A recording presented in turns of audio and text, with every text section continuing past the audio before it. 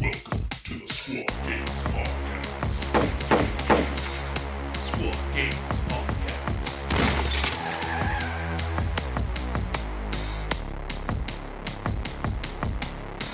Let him cook, right? Let me cook. Talking about cooking, Chef Ramsay's Kitchen Nightmares is fire. This past week, I don't think I've seen the most recent episode, but episode 3, I thoroughly enjoyed for 2023. I'm so glad it's back. Super glad it's back. I stopped watching like years ago, and then I remembered that it came out again, and I haven't kept up at all.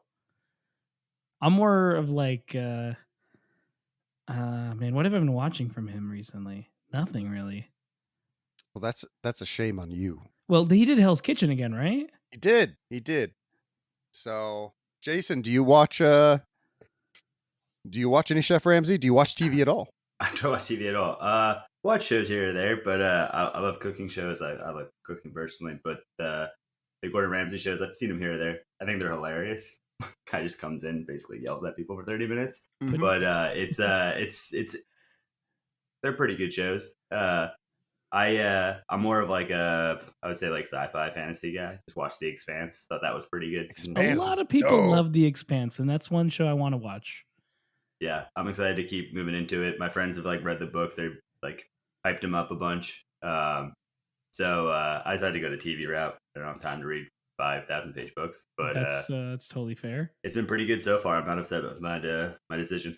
Well, if you're looking for an audiobook, man, might I suggest Altered Carbon? I've heard that got turned into a TV show on Netflix, right? That was like one of the first big Netflix shows. Yeah, I enjoyed the very first season and not the second season. It just didn't keep the I couldn't get it. It didn't catch me. Yeah, I could sense. see that. I'm assuming have you seen it? G, have you seen the show and read the book, or just read the book? Only Or the listened book. to the book. Only the book. Yeah, I feel like that's pretty standard. I just think it was snobby to say that, but a lot of the times the books are just better than shows. You just get more detail in there, more like backstory and stuff, right? Though I'll say this, like I love Jurassic Park the movie, and the novel is fine too, but I like them for different reasons. Also, Jurassic Park's like my favorite movie, so you know. There you go. That's a solid favorite movie. You know what's the worst adaptation of a book ever? Was the Aragon book. Oh my god, that was a horrible movie. Like it was so bad. I used to love that series when I was younger. Like the Blue Dragon Saphira, she was a badass. She grew up and everything. And her scales were made of gems. So in the book or in the movie, she had feathers, and then she flew up into the sky, got struck by lightning, and like grew like to her full height. And then they killed like some of the main bad guys in the first 30 minutes of the movie. And I was like, what the fuck is going on? This is off. These guys don't die till book 3. What is going on? I was very upset. Whoa, spoilers there. I mean, I'm sure most of our audiences listened to it or didn't. So yeah, honestly, that was one that I never read or got into, but I always saw the book covers. It's like, man, it looks so badass. I should read that book. And just it's actually not bad. Yeah, it's pretty decent. Yeah, but I think one of the best books, other than Lord of the Rings extended editions, those are great adaptations. I think the Harry Potter #7 was a pretty decent representation of a book to a movie. Do you guys have any book to movies that you guys enjoyed? Real quick on Harry Potter, I'll say this. I think that the 5th movie was better than the 5th book. I really liked the 5th movie, and everyone I felt like didn't like the 5th book, but that was one where I think it might have been the opposite for me. Probably one of the few times it's happened. I feel like Order of the Phoenix was just like a long read where it was just a lot kind of happening, but also not. And I just felt like, okay, I can't actually finish this. Then I just skipped. Yep. Yeah, I think with the movie too, it was cool. Like it's like one of the first times you get to see like a lot of like wizard fighting, right? Yeah. So like that's always cool. So like in a movie, I feel like that's always going to kind of trump the book, like the fight scenes. But yeah, that was pretty cool. I guess like if you think about movies, or like you're saying movies where you thought the book was better than the movie, That was the question, Dakotah. Uh-huh. Right? Yeah. Oh man, it's pretty much most of them. Or no. What movie was a good, at least, adaptation of the book? Oh yeah, I mean, you said Lord of the Rings already, which is like the Mhm. obvious one. That's what I would always go to if anyone asked that question. Of course, I'm really hoping they don't try and make a series out of that. I saw like rumors that might be a thing. But give me damn, I can't think of that one off the top of my head. How about you, G? You got anything? None, but I kind of want to point something out about Lord of the Rings. It's like the last fantasy movie that tried to stay in the most serious tone you possibly could have. Like, if you think about other fantasy, like high fantasy movies, they tend to crack jokes and stuff and sort of break its seriousness and almost like it's not really a world that exists, but you know you're like watching a story. Where when you watch Lord of the Rings, like when they're saying like, you know, all the fantasy stuff, they're like they mean it stone cold, you know, dead face. Like that's exactly the real world here, you know? Mhm. It's just Yeah. something I wanted to point out. I think It's a solid point, and it also bought me time to say real quick before I forget this. Someone might crucify me for it. I like Blade Runner better than Do Androids Dream of Electric Sheep. Dang. Yeah, someone might kill me for that. No, Blade But, Runner's dope though. yeah, Blade right. Runner is Like, dope. yeah, and then and it's connected to Alien. iRobot. Like, I don't think that was like obviously it wasn't like exactly the same, but like the books, like they're very different. But I like the movie better personally. Didn't read the Great book. Yeah, it's Only watched the very, movie. very different.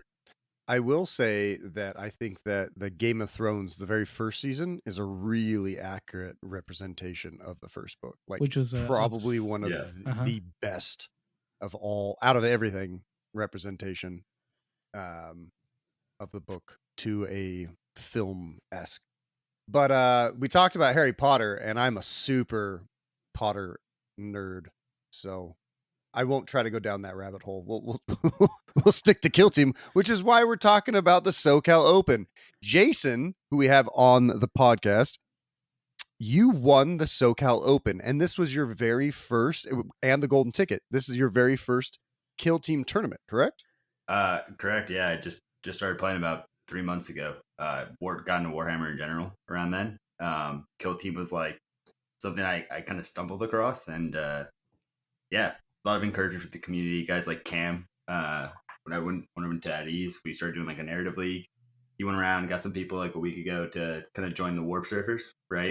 Get a nice like new SoCal club going, and yeah, we were just going out. Whole plan was to have a good time, and somehow I won. But I was pretty the stoked. Emperor protects. Right? Yeah, every game I went into, I was like, "Oh, you're probably gonna beat me," and then it worked out. You know? Like I really, and so like it was kind of nice because I wasn't like nervous at all about anything. I was just trying to have a good time, and everyone was like super welcome and stuff. And yeah, it was a great time though. Everyone was super cool.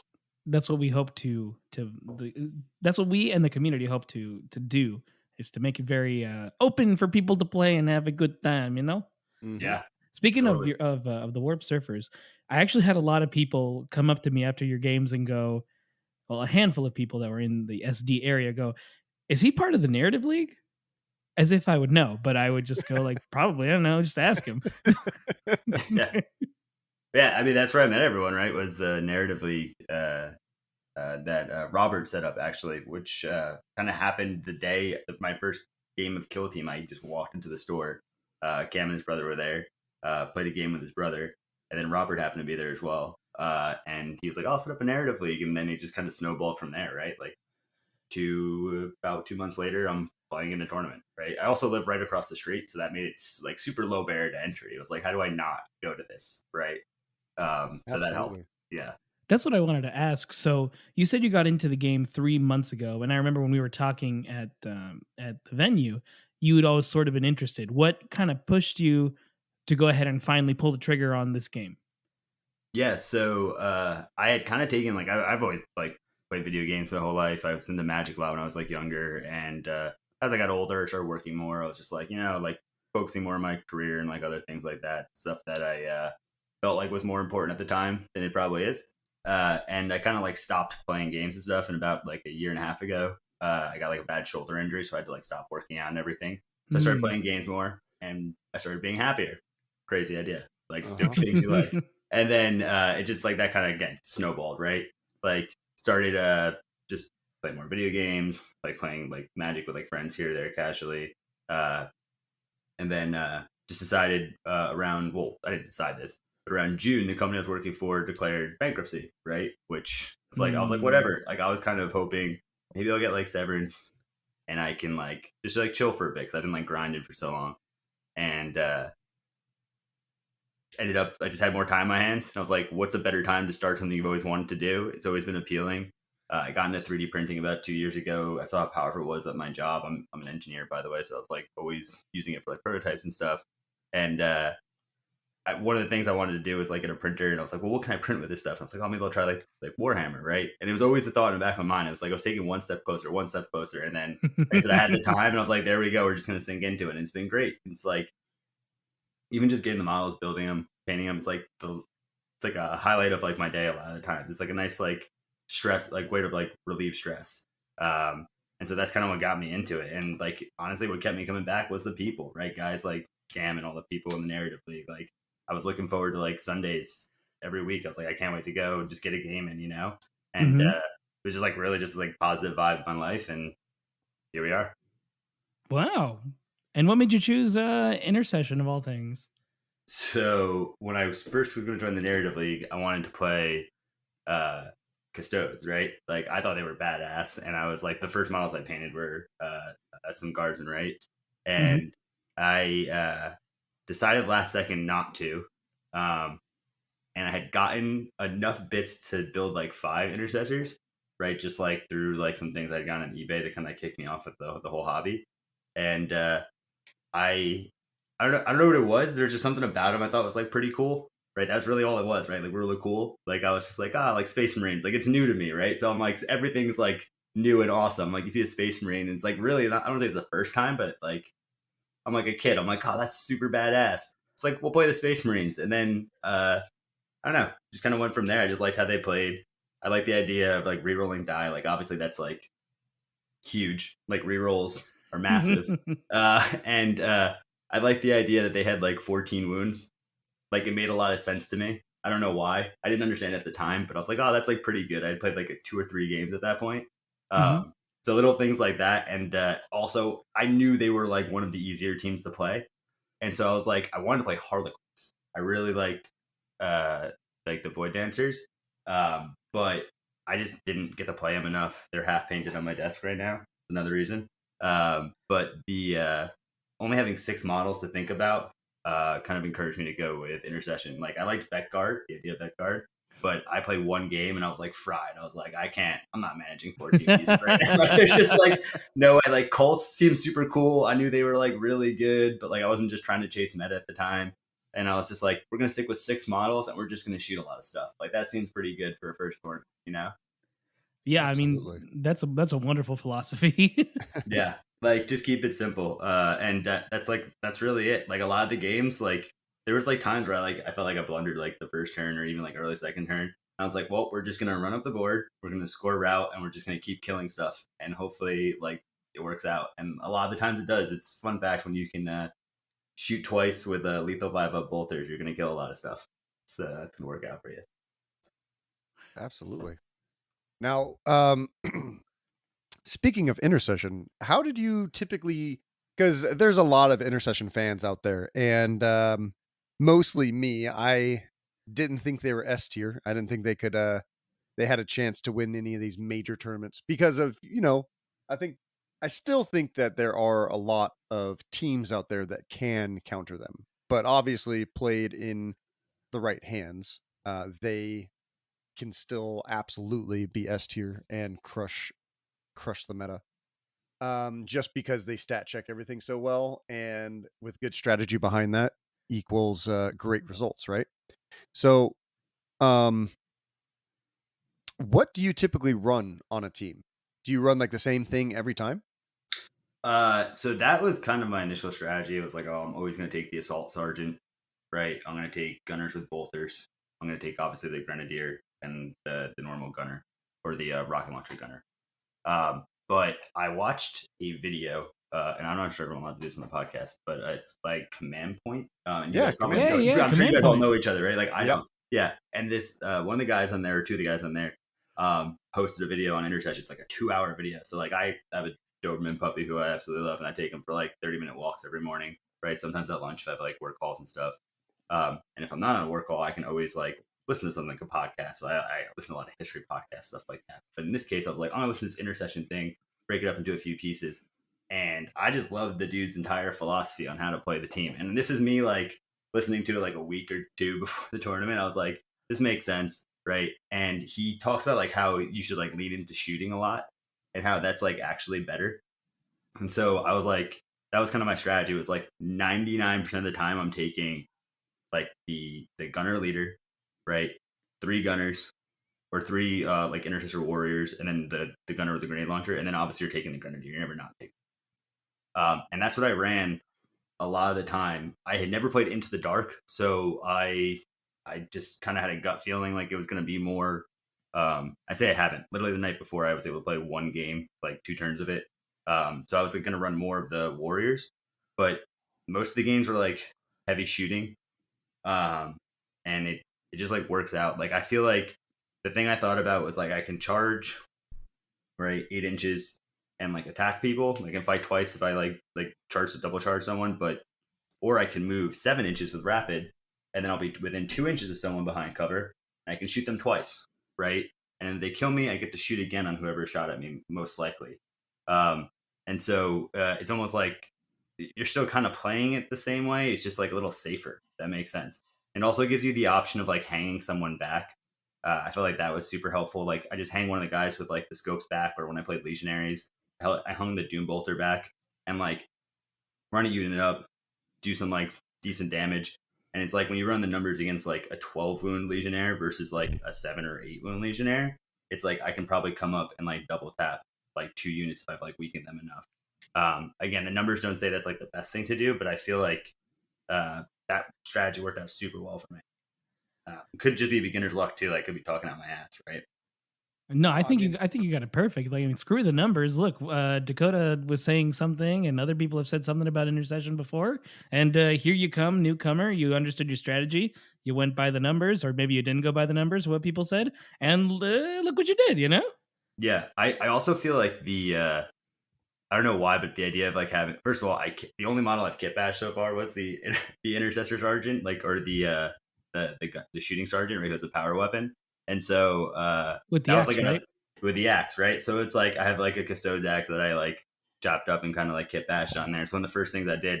I don't know, I kind of like that. So like again, rule of cool. Like I'm just trying to have a good time, and I was like, yeah, these are the boys I'm bringing to the table. Like, let's do it. I also, what's cool about playing in narrative leagues is like there's obviously modifications that you get to your units, right? And so one of the things you can do is like you level something up, get a battle honor, and you can have all your guys with bolters shooting on 2s, right? And so I saw how powerful that was against a lot of teams. So just having that in your back pocket where you can kind of play them either way, it kind of gives you like flexibility, seeing how the game's going. Is always nice, and it's always good if he scores like Robin Ransack. He has the extra wound, like that helped me 1 game. That was huge. So stuff like that. I think it's I don't know. Honestly, Robert gave me like a pretty good strategy, and I know G, you said you mentioned this, but running rapid and accurate. Accurate was huge against Colts, Vet Guard, teams like that. 5-up saves, Orcs. I think it probably saved me a ton, right? Like, I mean, that's amazing that they don't just get to retain a die, like, right? They have a 5-up save. Like, that's so good. And if you're running all bolt weapons and you're shooting twice, that's proccing a lot. Oh yeah. And you got 3 scopes, right? So now it's pretty nutty when you see it happen. And it helped a lot versus Nurgle Legionary too, because I mean, a lot of these teams I had only put against a handful of times, right? But they're like, if they can't retain the cover save, they can't flip that to a crit, right? So that's super helpful that they're not able to flip that to a crit for free using, I think it's one of their strategic ploys, right? For Nurgle. Yeah. Right. So like that was super helpful. So like you're kind of like cheating a few extra damage through every time you shoot. And where it's super helpful is with the gunner leader against if you take the auto bolter on him, right? You don't need to like play him within doctrine range. So you have again more flexibility with this like pretty powerful unit. And versus Colts, which I had to play twice, he was like an MVP both games, right? So you're essentially relentless because you're rerolling ones and hitting on twos. You're doing that twice, and with him, you're not taking this. In that situation, I wouldn't take the scope, but like I'm also running him up the board because he's got the power weapon, so he's usually within two. Again, that's that whole 9-inch charge, and then you're hitting on twos and rerolling ones. Like you're guaranteed to kill 2 models. So it's just like run up the board, kill as many as you can, try and prevent them from getting to your back line, and you'll take their points at the end of the turn. That's kind of the same strategy I used every time. I also noticed, like, if you look at the boards, if you like rotate them like 90 degrees, you're shooting from like left to right versus like deployment zone to deployment zone, tends to be a lot better, like, I guess, like kill zones. Like, you have a lot more angles with like the longer range weapons. Maybe that's just like a false perception. I haven't like actually confirmed that, but that's how I always felt. So that was like a strategy where I always thought I'm kind of trying to turn the board and kind of see what happens. But usually at that point, like they're not in a lot of cover, not a lot of obscurity if you're playing it right. It worked out, right? Like I keep saying, like I haven't ran the numbers, but it worked out and it was pretty consistent every game. I ran into like similar situations. The only one I had to play real differently was against Vet Guard, where my whole strategy was like, I'm gonna like run 2 strong units up one side, which was again the gunner leader and the rocket launcher guy. I'm gonna run them up one side of the board, just win that side, right? They're gonna be on the opposite side of the demo, dude. Run them up the board. And then I'm just going to hang back, right? Because he needs to push up and play security. He needs to start taking like more objectives, right? He's going to beat you turn 1, turn 2 on that. But he needs to run the board. He's probably going to take central control, things like that. So I'm going to wait till he like moves units up. He has to start exposing the score VP. And then we're just going to do what we can, right? And it worked out, right? So pretty happy about that. I also had some pretty good rolls. Like that's always part of the game. I think it's like one more thing to say. It's like always good rolls. There's one against Game 2, which is on the stream, where I had Torment charge my Grenadier and whiff on the rolls, like no crits, and I rolled 3. So I killed the Torment. He explodes, does like 2 damage or something like that. My next turn, I activate the Grenadier. I'm able to charge, kill a cultist, and then I throw a crack at his second Torment, and I kill it with the crack grenade, right? So big plays like that, like obviously help. And I think like that kind of like threw the whole momentum of that game. And I would say the tournament for me, because I started getting confident after that. I was like, oh, like this is the team I was concerned about. And like, obviously I had that big play, but it was like, now I'm pretty confident, and kind of like snowballed from there. Like I was able to beat this team I was probably assumed I was just going to lose to, you know? Yeah, I would assume that most people think that Intercession lose to cultists pretty decently. It's interesting because I usually have a very specific strategy against Felgor, because I think that Felgor can be a difficult matchup, but also a very easy matchup depending on how you would play into them. I have a question. How would you play into Felgor? So, seeing as I've never played as or against Felgor, that is a great question. Oh, right, yeah. So this is like what I'm talking about. Like, if I played into Felgor, like, would I have known what to do? Like, it was like 5-minute conversations with people. Like, hey, I've never played this team. I have like a rough idea what they've done. Like, I might have like read about it or something. And it wasn't a ton of teams, but Felgor was one of them.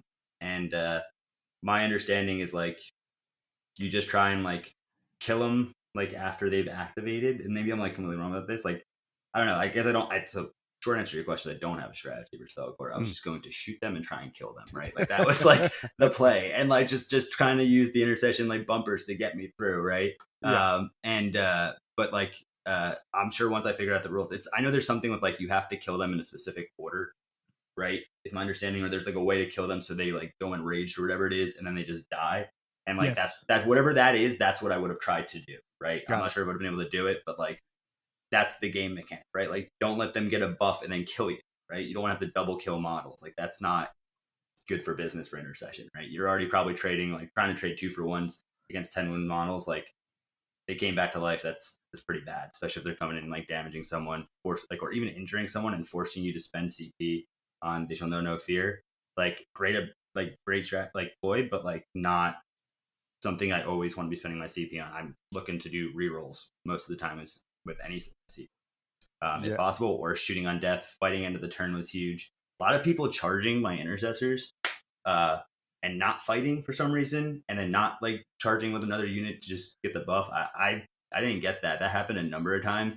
And then like one time I was even like hey, like, because there was clearly no other way they were going to do something, so I wasn't like interrupting a strategy. I was like, I can fight at the end of the turn. And they're like, yeah, that's okay. I was like, all right, that only happened once, but like a number of times people did it, and then like I totally get like what the benefits of it, but it's like I'm just going to pay 1 CP to kill this model, which is pretty good. Like I'll take that, Honestly, it was my favorite moment of the tournament was when you were playing against the cultist player and they charge you thinking that they're going to mutate the next turn, and you just get rid of that option for them. It was my favorite moment of day one.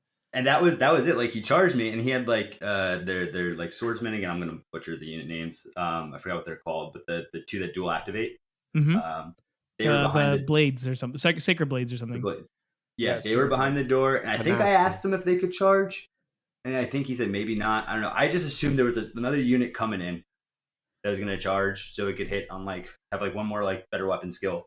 And I was like, that's his play, right? And then he's gonna weaken. I'm gonna have to pick which one to kill, and the other one's gonna mutate and kill me, right? And then that never happened. And it's funny because we made eye contact, and you saw it for like a few activations, and I knew it was there as soon as it happened. I was like, great, I'm gonna save the CP for sure. No rerolls here. We're gonna make sure we kill this unit. And then you started to like clap and you started getting hyped up. You did that. I saw you doing that for like other games that people had. It was nice, man. It was good. It was a good effect, Like it happened to me too. Like I ran up and like blasted one of the Vet Guard like Meltas in the face and killed it. And I completely forgot in Death Atonement. Like I knew it was the thing, and I was like, in my eyes, I was like, my strategy was always like, if I have to just kill their gunners, that's what I'm gonna do, right? Like I'm cool sacrificing intercessors to kill the gunners because I'll take that bet, right? That I'm going to kill the rest of their units with like a handful of intercessors, 1 or 2 even. That happens a lot, but that happened. And then like you did the same thing when he in Death Atonement with the melter right in my face, and I was like, oh, son of a bitch, it just came back at me. I was just like, yeah, it was good. It was a good effect, man. I appreciate you doing it. It was funny because everyone forgets about Angels of Wrath, though your fight at the end of the turning point. Everyone also forgets about Only in Death. Yeah. And you know what? What's interesting about that? And this is like, people always like everyone thinks about their moves. Like, hey, here's all 3 of my. Well, like in my case, I have 3. But like, here's the APL I'm going to use, right? And you think about all of them in a row, and you announce it like that. But what happened a couple times, someone would like move onto like a vantage point, right? Like they buff someone, give them like 1 APL. They move onto a vantage point. They shoot, and then they think they're going to dash down, and they're like, it's like a non-reciprocal shot, and it's not, right? Like you shoot, if you kill my unit, I'm shooting back at you, right? Yeah. And that happened a number of times, which was interesting, right? It's like you just throw this unit on a vantage point, and they're out in the open. I'll pick up like a kill or 2, right? Like I'm not going to do it for no reason, and then people try and take shots at it. And it's like, well, if you kill it, I'm just paying a CP to probably kill whoever shot him, right? So I'm essentially 3 for 1ing, which is good in most matchups, like not Vet Guard, but most matchups, right? Absolutely. Going back to Felgor, I definitely think that you should practice against them.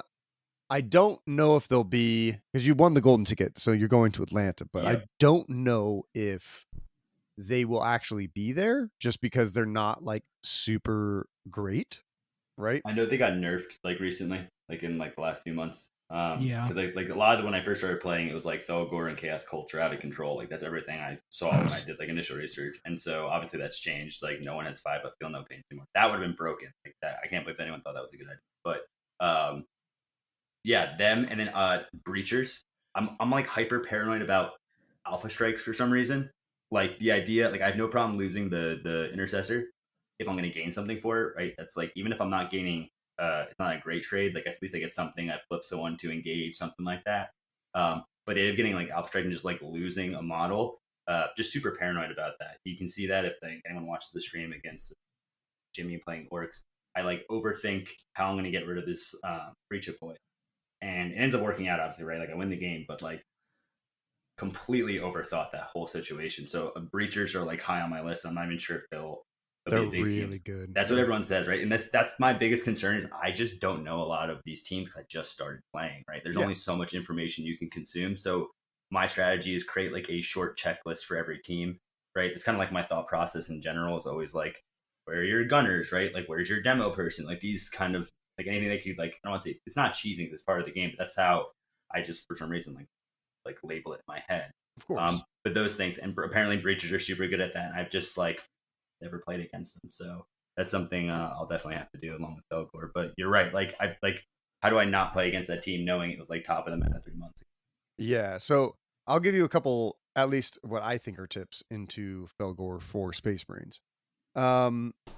What you would do is that you actually go more. So you can probably go shitty, shooty. We're gonna keep that in. Yeah, please do. You can probably go shooty now that you can kill. So one of the nerfs that they got was if you kill one of them, if you shoot them again in close combat, or if you shoot them again and get a crit, you can kill them, which never used to be a thing. So shooting is probably still viable, but I've still always found success defeating them this way as well. You take the only gunner the guy with the bolt rifle that you would take is the auxiliary grenade launcher.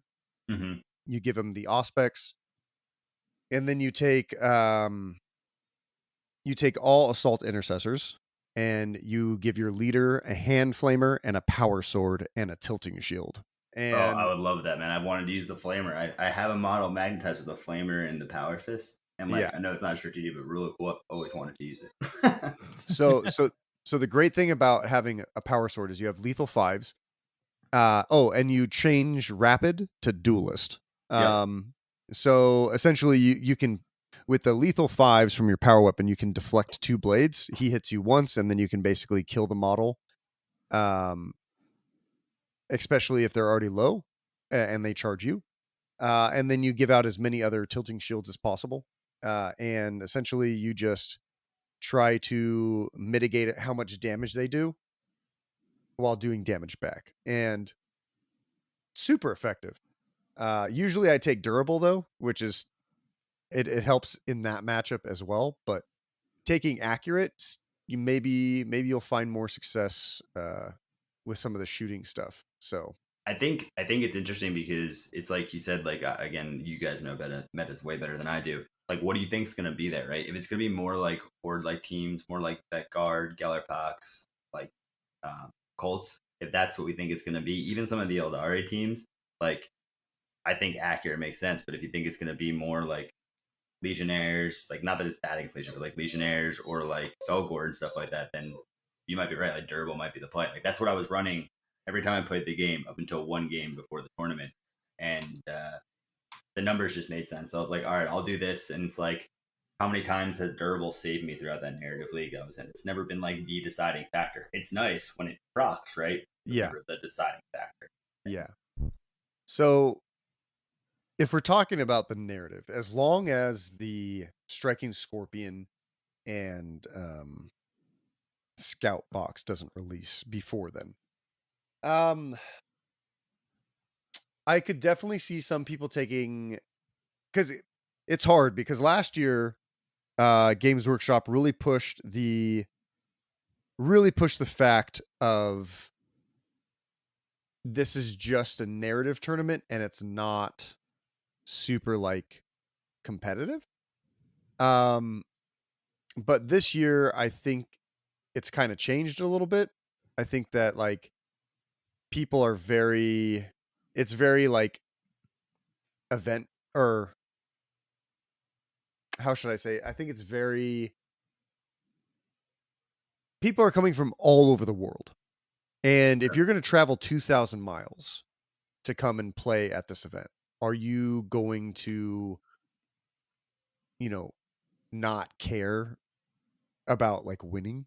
You know what I mean? Like, I don't know if Games Workshop's narrative pushing that is going to fly. So I could see this event being a lot sweatier than it was last year, just purely based off of like because people are coming from all over the world. Also, last year so this is a little bit of history.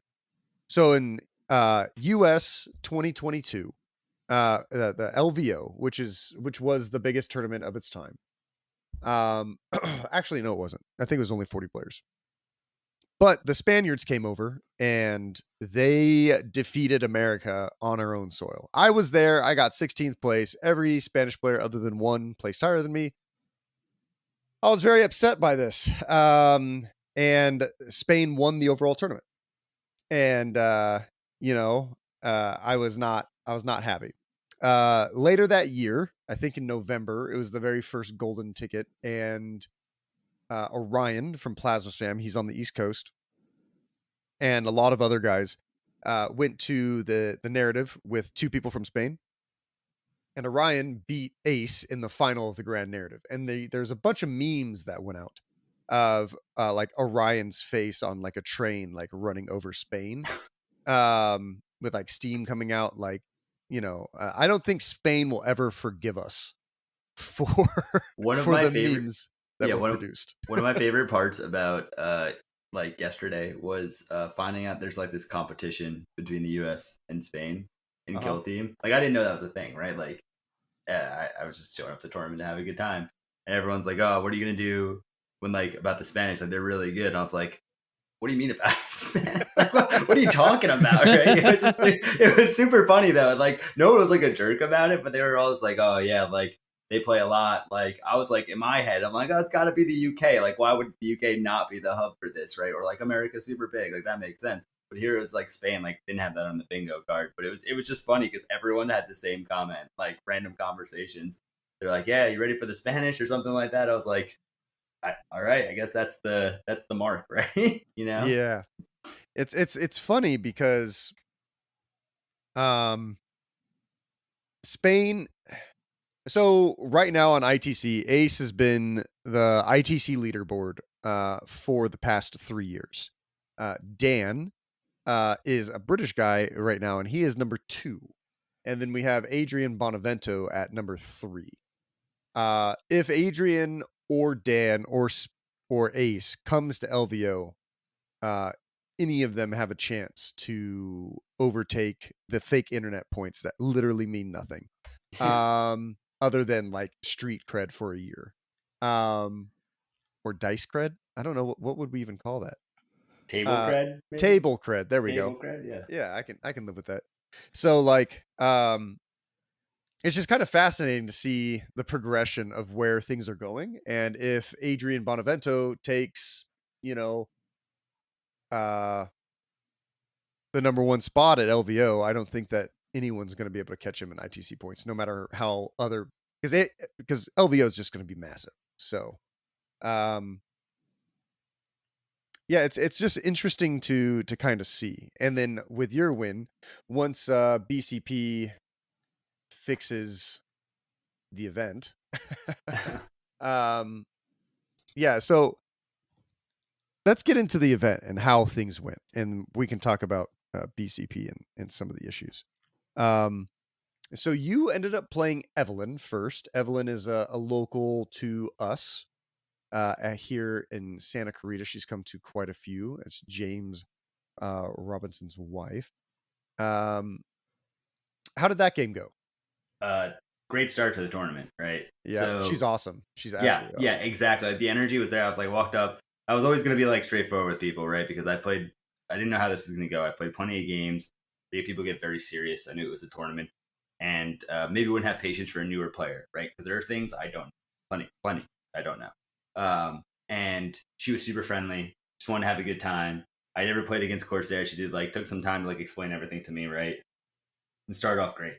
That was just a fun game, right? It was just such a good experience. I was just really happy going to the next round, right? I can't stress that enough how that I think was a huge factor. I never would say that normally for competitions, how just having such a good time played such a huge factor. Not because that's not how it should be. It's just usually when I've been in competitive events, I'm so focused and I've been not I don't want to say cutthroat, but it's I need to win, right? Not at all costs, but I want to win. With this, it was the pressure was kind of off, especially after that first game. So that was good, and I realized the power of the Auspex on the gunner because people just play around it so hard. I didn't even I used it once, but the first 2 games I took it, and just people were just constantly playing around the Auspex so hard. It was kind of how I was with those Alpha Strikes. I was so focused on them that I just put that guy in the corner, and everyone's so worried about it. And what ends up happening is, especially for like some of the horde models, and this kind of happened with Evelyn, is like people start like misplacing units in their like setup because they're so afraid of the Auspex, which kind of like sets them a little bit further back. I don't know if that's like normal, but that's like kind of just something I realized. Like people just put them a few inches further away from where they probably should be. And it results in like them not being able to get points, or even at the end of the game, like talk about like running models into the midline and kind of like one side bolsters, the other side just shoots down those kill zones. They're not able to tap my points and things. So especially if they're sticky for certain like missions, like that's super helpful, right? Yeah, that was like one of the first games where I realized the power of the Auspex, and also loved the terrain. I'd only put on GW terrain, like love your guys' terrain and like the setups and everything. It was very interesting. I guess I'm not as used to so much heavy cover, and I kind of liked it. I thought it was gonna be more of like a pain in the ass, and it ended up being like pretty cool. A lot more vantage points and things like that, and probably like help a little bit with like the shooting too.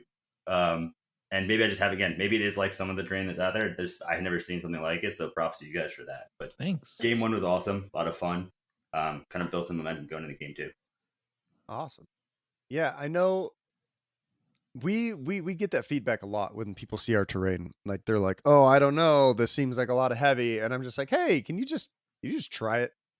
And then It they're wasn't like, that bad at all. Yeah, like you look at it, I absolutely was one of those people. I was like, this is a lot of heavy terrain. Like honestly, that's why I ended up taking the Auspex. I was like, this is gonna be a huge factor, and like, I mean, it was obviously it changed the way I played a little bit, but I liked how it played a lot better than I would say some of the other terrains I played on for sure. yeah, we really, or I really focused on trying to design the best that I can currently for it, and always open to criticisms. So if anyone out there hates my terrain, feel free to let me know. Maybe I can try and fix it. But your second game was on re-recorded, which we will upload to YouTube at a later date. Was against Jeff. Jeff, I think, got third place at SoCal Open last year, and he was playing Intercession. Nice. He pulled cultists, and that was your first win against cultists, and like First game against cultists. Yeah, first game ever. Yeah. So like it was 23-13, and that's like a huge win. And I know that you talked about it a little bit before, but like what, like how? I think the discrepancy there's two plays that happened there that kind of caused it. So again, this is where like rapid comes in handy, because it's happened in a lot of games too. Like people, like you tell them, hey, and I'm guilty of this when I hear other rules. It's like, hey, like I can move 7 inches. That's my chapter tactic, right? Like my guys can move 7 inches. They have 3 activations, right? So it's a 10-inch like threat range. Like I said, that 9-inch like charge range for the double shot. But I know it's not actually a charge, by the way. But the versus that, like I think that was a perfect example of like the Auspex kind of being like tricky. Like you and I, like one of the first times we had a conversation was about how the Auspex works versus like on a vantage point and through those kind of like obscurities and stuff like that. Yeah. And I was like talking to you about it. And it wasn't meant to like obviously adjust the game at all. It was a strategy I was like figuring out as I was setting up, like something I never even had a chance to think about, right? Because of my inexperience. And it was almost like I knew he was playing around it, but I saw the power of it there. Just how he like set up the models and how he wasn't really like in a good position to take objectives in that situation, like early on. And that's like kind of versus those teams that has been my limited experience. It's like they just run up and I'm usually down an initial VP like 2 to 4 or sometimes, or even like 1 to 5. Maybe that's the shitty or shooty strategy. I'm always hanging back, maybe. So probably maybe there's something to reevaluate there. But no, I think he ran the flamer up again, like not knowing team super well. I knew there was someone on the team, like I think it's the icon bearer or something like that has the flamer, and I have to be worried about the flamer. Who are your gunners? Who are the people who are going to delete my Marines? Right? Like that's the psychic dude. The psychic dude, yeah, is big. 8 mortal wounds. Yeah, that could be rough. But like again, another like that's mainly especially what's gonna like really ruin my team and like identify those units. But when I saw the Melta run up, I was like, I got a shot on this guy. Like there's a way I'm getting here. And sure enough, kill that unit, right? Turn 1. That's huge. That's huge, right? It was like turn 1 or maybe beginning of turn 2. But it was before it got a shot off. So that's a massive win. Like even if I like lost a Marine at that point, it's fine. But I'm probably not going to. Like odds are I'm not in that situation, if someone gets too aggressive with that unit, like I'm not trading a Marine for it. Most likely, unless they like throw all their torments at that one unit, and then it's like good, I'd probably win on for various other reasons. But that was a huge play. And then, like I said, rolling like him not rolling crits with his first like torment into my Grenadier, and then me rolling 3, killing that unit, not dying on the blast, charging, killing the cultist, and then throwing a crack with the other torment and killing it. Like that was obviously luck, but that was probably the game right there, and that's probably where the discrepancy came. I think it was that, and just the setup and the threat of the Auspex that kind of made the difference. And the Auspex thing is more my own perception. I saw it a couple times, but definitely those big plays obviously swung it in my favor. And the whole strategy was just kill as many units as possible, like turn 1 to early turn 3, and then worry about scoring VP. I just try to keep simplifying everything. Like I play a lot of chess, and like one of the first things you teach people is like end game, right? And you do that because the whole goal of chess is once you get up in material, you should be like reducing and simplifying, right? Because you're up in material, and that was kind of the thought process was, I'm going to simplify the game, kill as many units as possible, and then we'll see how things play out, right? Versus a team like that, I feel like that's all I really can do. Like there was the game, we'll get to it, but game 5 against James was like a perfect example of that. Like I would kill like 4 units turn 1, and somehow we still tied. It was like, yeah, I was that. We'll get to that one. That one's crazy. Yeah, and like maybe I like again, like I'm sure there was blunders for me in there. Like maybe there's something I could have done better. But I'm like there's I played like there's a again we'll talk about it when we get to it, but like yeah, like perfect example of how like I killed so many units, and it was just still like he's still winning. Like there's like I don't know what I'm supposed to do here. Like I'm clearly like up, and like it's also funny because you're always running sequel. Maybe you shouldn't always run, but I always run seek and destroy because I think it's funny that you get to choose like between that and security. It's like, or I could play seek and destroy and just like score points for playing the game, right? Which is like that's probably something like maybe they should look at like rules. It just seems so obvious to always take that as like you have the option for seek and destroy. I'm sure there's like reasons not to in certain situations, but it seems pretty easy to just play the game and score points, right? You're already going to be shooting stuff, like might as well win for it. But I think that again, getting back to game 2, like I think that's what it was. I think it was threat of the Auspex kind of like moving the setup to my favor, and then that was also the first time that we were talking about with G where he charged a unit and then didn't rush in any others afterwards, and I was able to fight end of the turn and kill a mutant, which was huge, especially after killing both the torments, right? Because now he has nothing mutated, right? Like he has nothing to kind of snowball like bolts are supposed to. Which is like that makes total sense how the team works. I think it's a super cool team. I'd want to play them at some point, but yeah, like that is I think those kind of plays kind of made the game. That's what made it so one-sided. But even then, like it was the whole time I was like, I feel like this could easily be dropped. Like they always had a chance of like coming back. I think another strategy for Colts that I just kind of thought about was just go out and just start deleting like the actual cultists. Like I know that sounds like counterintuitive, but like that's what can do the objectives. Like get rid of everything that can do the objectives, right? Yeah. And like run up the board. And like if they take route and you run up the board and you start like killing all their cultists, like they're not scoring route and then they're not scoring VP most likely if they get overly aggressive. Which is like again, some of these players probably aren't going to do that every single time. Like James was smart that I started doing that and he just stopped mutating cultists, right? But like I think that's a good situation if they're not mutating the cultists, right? Like that's a win. Like even if they're like, yeah, they're going to score VP, but like it's probably going to start turning a little more one-sided. Like that game, I had 4 Marines left. I still tied it, right? But it was like, I don't know. It was interesting. It's interesting, especially like a lot of this I'm learning, which is super exciting. Like love like learning about the game. And you're just seeing how the different ways it could have played out, how people do things differently with different teams. And it's like, it's just, yeah, I see after the tournament, like I appreciate the game a lot more than I did beforehand. Which is super cool. Again, that speaks to the community and just the good players in the area. Was it do you think it was narrative that provided more insight than and maybe like a particular just competitive player? I think it made me more biased to shooting. Like I said, when everyone's hitting on 2s, and I even said that to like Robert a couple times. And like Cam, I joked about it. I'm like, I'm going to develop really bad habits because I'm going to think everyone's hitting on 2s, right? But I apparently still played pretty similar, and it was like hitting on 3s isn't bad, still pretty good, you know? Absolutely. Right. So I think that was it. It kind of showed me the power of that. And also just like kind of hanging back. like everyone kept saying to me how it's just like a melee heavy format and stuff like that, and maybe that's just like the people I was talking to. But I was like, well, I like the idea of just kind of hanging back and just shooting units. It's kind of more like XCOM at that point than it is like a little bit Yeah, I just shooting guess, everything, right? But that's probably where I like learned a lot of the strategies like subconsciously. Is just playing a ton of XCOM too, you know.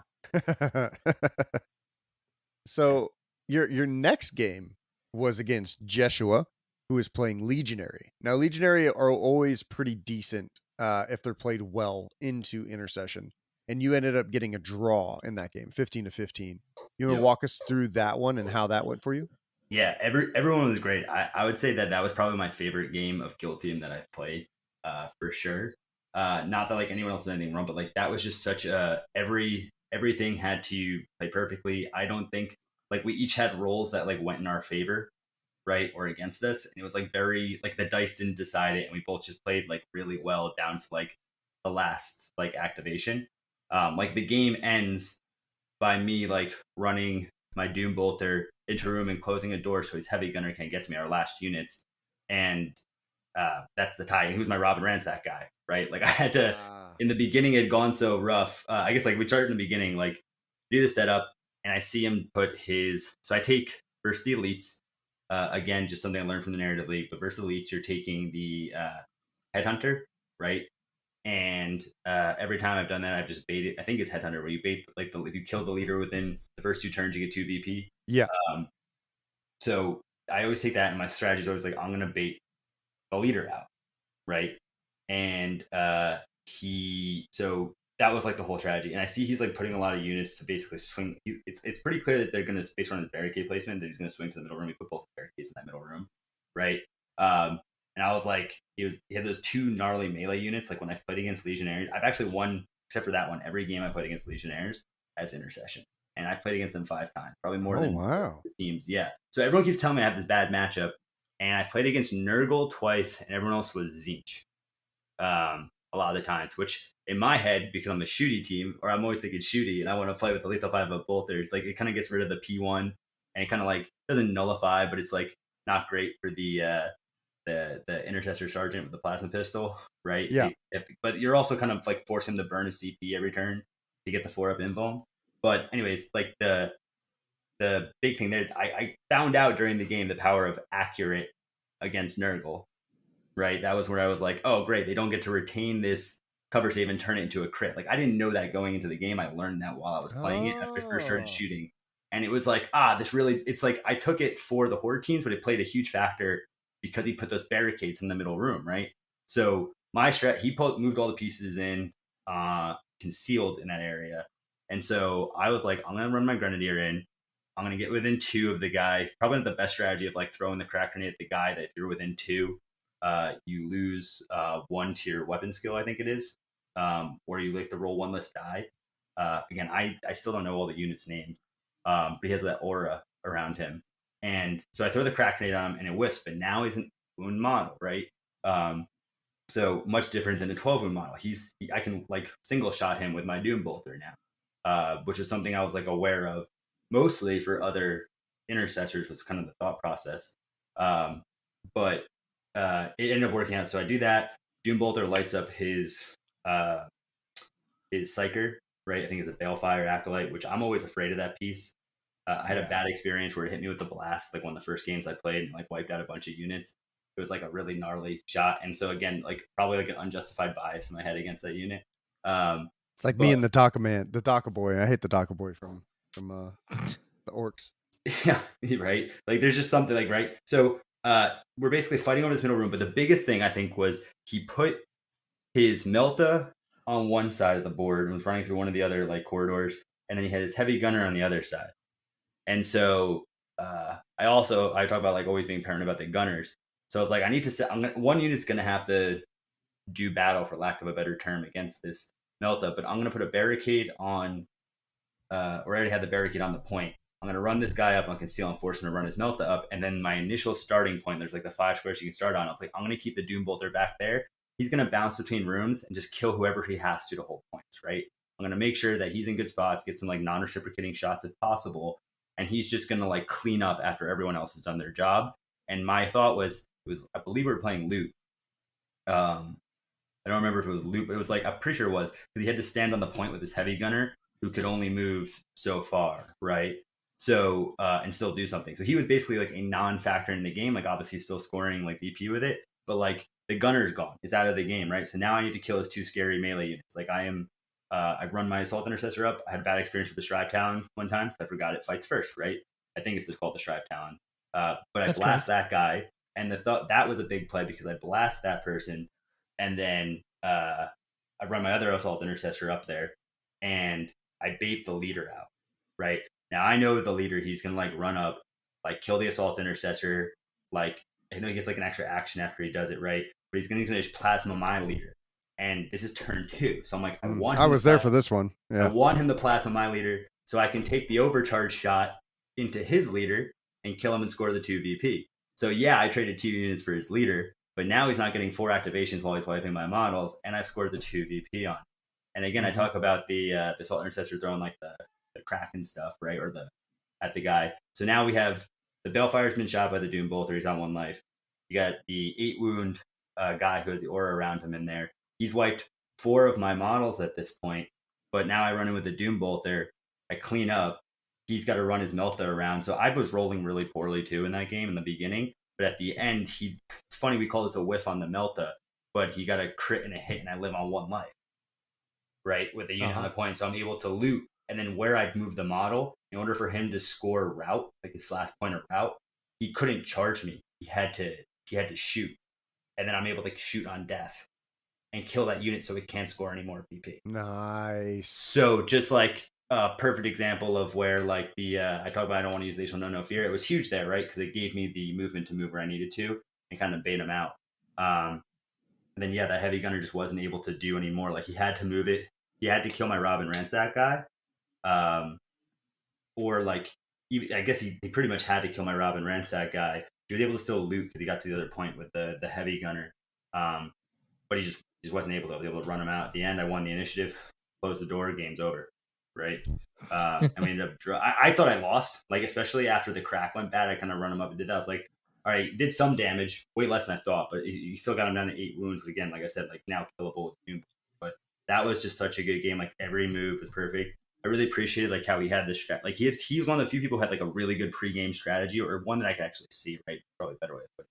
Where like where he was putting the barricades. I was like looking at it and like knowing his melee units are like way better than mine. I was like, this might not be good for me. I'm gonna have to do something to kind of shake it up. And that was when I was like, fuck it, we'll throw the crack grenade in there. You know? Absolutely. Yeah.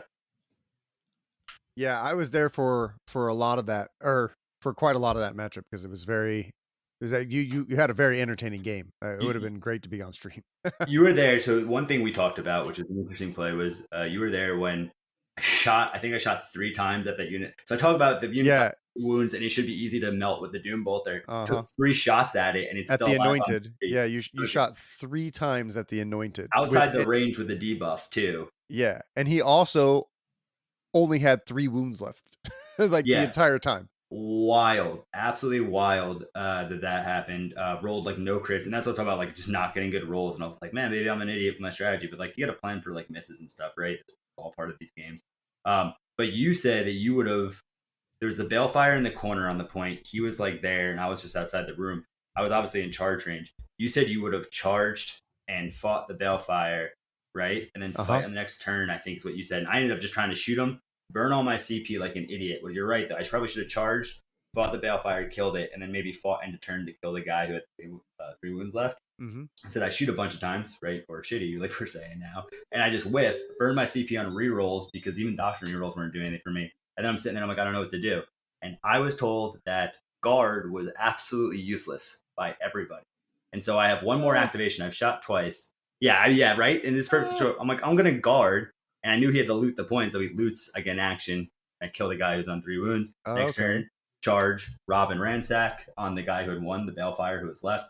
And then that set up the play, turn or charge, kill him, Robin Ransack, loot the point. Next turn, loot, run, close the door, right? So it ended up working out super well. But I think that was my second Into the Dark game, and so it was very interesting. Yeah, you were also playing on one of our asymmetrical Into the Dark. So most people run GW, very symmetrical. You know what you do every time. So the thing about Into the Dark is that it's very formulaic. It's very much like chess. So you'd probably be pretty good at it, because with the symmetrical maps, no matter what side you choose, you're typically your first 2 turning points against most teams are always going to be the same in most situations. Mhm. I can see that for sure. Like the most optimal things, and then like everything else from there is like, oh, what am I gonna do? So like, oh, this happened where I didn't expect, or I'm winning here, or this or that. So like, um, the asymmetrical ones are a lot different. Yeah, it actually, I think it helped me in the final game. When we talk about that, I think that asymmetry kind of helped. I don't think it was intentional help. It was one of those situations where it's like, oh shit, there's a lot of units with that guard. I'm going to stand back and like create this like kill zone window so I can kill as many units that are running up the board. But yeah, I thought it was pretty cool. I definitely like the open terrain more. I feel like that just seems more like intuitive. It's more used to what I've like played with like other games similar. But Yeah. Into the Dark was not as bad as I like had like seen people react to it, or like, well, again, I read a lot of it and I'd only played like open games up to that point. So I liked it. I think it's an interesting format, and it's like it's kind of exciting to think like I think G mentioned this with the get to run the Flamer finally into the goats on Into the Dark if I play them there. Uh-huh. That'll be pretty cool. I'm really gunning to use the Flamer if I get a chance. So you played against Eddie on game 4. He was playing Corsairs. You won 21-16. How'd that game go? Did it go pretty well? That one went pretty well. I had picked up a kill early because of the Auspex. Again, I think it was more so like threat of the Auspex, and he kind of put himself in a situation where one of the units had to get behind. It was behind a barricade, but I was able to get to a vantage point and kill it. And then it kind of again snowballed from there. Like if I go up a unit for free turn 1, which I'm kind of looking to do that. It's like kind of like a pseudo alpha strike.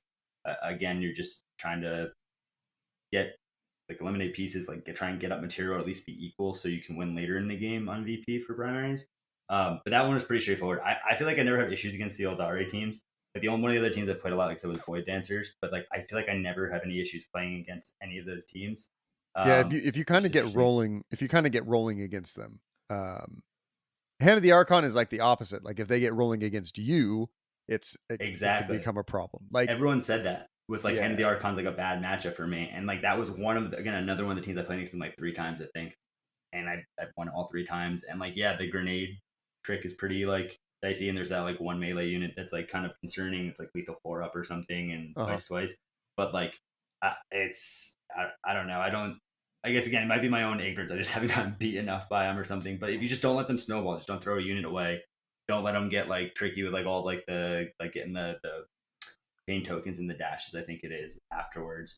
If you just don't like give up units, you're gonna be fine. I feel like you just don't let them snowball. Like you said, same thing as Colt. Don't let them snowball. Yeah, But easier said than done. But that's true. yeah. So the game 4, the beginning of day 2, the top 8 after the top 8 cut, you played James with cultists, and you guys drew. Now the fascinating thing was, I think I was on the phone with Emmanuel, and he was like, "Oh, give me the updates." So I was telling him some updates, and I was walking by your guys' game. I was like, "How many cultists are left?" Because there was not. Well, I walked by at first. He was like, "Oh yeah, it's not going great. I just got 4 cultists died turn 1." I was like, "Oh, okay." Came back. He was like, "Yeah, there's 6 cultists left." And I was like, "How many Space Marines are left?" They're like, 6. And I was like, Yeah. well, that's not good. The Auspex strikes again. It was kind of the same thing. Like threat of the Auspex was there. And it never played a factor in that game. The actual Auspex never played a factor, but kind of same strategy, right? Like the vantage points in the spawn or near spawn where like you have the extra inch of movement is interesting. That's something I kind of like leaned into more, and I didn't really do as much before. And the strategy came from a narrative game where I was playing as Pathfinders, and like that was again like another team that everyone's like, you lose to Pathfinders on open. That's what everyone said. I was like, all right, shit. Like, I'm not going to learn all these teams. That's when I'd probably just like lose. If it's a bad matchup, is that the game I really sink my energy into, or do I try and like learn the other team, right? So I got to play against him in the narrative league. And in that setup, there was like, you could take like an equipment that lets you climb for like free or like way cheaper, right? And so what I did was I just parked all my gunners right outside the Grenadier up there. He was running up to control the central point for the narrative story, and everyone else had the zip lines. So, and like we had I had one guy who had a Doom Bolter because of one of the rare equipment. I just kept like zipping him up, shooting, dropping down, shooting up, dropping down, right? And that was like the same strategy. And like it was pretty one-sided game at that point. Which is crazy because again, it's supposed to be this bad matchup. So kind of having these vantage points where I don't have to run up the board, and I kept the one guy with a scope and that guy with the Grenadier back on those vantage points, and they were able to like pick up units on the left side of the board, and on my left side of the board. On the right side of the board, I just ran everybody up. So same kind of thing, right? Very open middle. I'm going to run all the units up one side of the board. I'm going to pick up as many as I can. So when I had that strategy, I noticed that because of his like where his leader placement was, right? He was either going to get shot by the Auspex if he didn't put him like outside cover, or I could run to the very edge of the board and pick him up. I picked up the leader turn 1 because of the 7-inch of movement, but I left my leader completely exposed, right? But again, that's okay because now he's running all his models up on the right side of the board. They're jammed. They're not getting to my back line. And then it's like a free for all with like the gunners on the vantage point. And that was what was kind of interesting. I killed so many models. I think I killed 4 or 5 models turn 1. And then turn 2 is also a bloodbath. But like, he was just smart, and he wasn't mutating his cultists. Once I started killing a lot of units, he started using it to like heal his 1 torment and stuff like that, right? Which is very smart because then he was able to score points. Like I think a handful of times with this torment he like ran into me and attacked me, but I don't think he actually engaged combat with almost any other models, which is kind of crazy. And like that's all it was he was just running people up the board, and it came down to I was able to loot or secure. I forgot which one. I think it might have been loot. And then get onto a vantage and take 1 shot with the guy with the scope who I was hanging back with, and then the guy was in the midline with the grenade launcher. And I got a shot on a mutant. I had 1 shot on a mutant, and I had 1 shot on the one of the swordsmen. And both units lived on 1, the mutant because the 2 feel no pains, and the swordsman for 1, and that's why it was a draw. Like I could have like killed one of those models before it had the chance to activate and loot, and both shots just didn't go off, right? Like that's a perfect example where I say I can 1-tap these models, and then it doesn't work out in the game, turns into a draw. But kind of crazy to think that I shot a crack grenade into a 7-wound model, and it just, like I said, like that was what it came down to for the tie. Like that was probably one of the times where I was like, God damn it, like one of those should have gone off. That was the only ones where I was like, one of those needed to go off, right? And that was that. But like him not, it was really interesting how he was playing, how he was just like not even trying to fight models. Like he was just chasing. And I probably could have, there was a point where I had my like Grenadier all the way in the back. He was my Robin Ransack guy. And also I picked Executioner for that. I didn't want to pick Route because it's a long board, right? It was just super long. So I was like, he might run all his models up the board and I can't score Route, right? Like that's just kind of like what I was seeing. And it was like, it made sense. He ended up saying he did the same thing, which was interesting, where he like had an issue earlier in the tournament where he took Route on that board. He wasn't able to score it because the other person's models were not 6 inches from their drop zone. So that guy was my Grenadier again, being super in clutch. He was sorry, I'm just getting a phone call. 1 second. Pause it. Anyways, he was that was like probably it. Like I would say, like I could have ran him up and maybe taken a shot at one of those mutants, right? That I said I was shooting at, or the mutant that I shot at that I ended up living on 1 life. But then his torment that ended up killing one of my gunners who's in the back line could have killed my Robin Ransack guy. So I was a pansy and I ran the Robin Ransack guy to the corner of his board so he couldn't get him with the torment.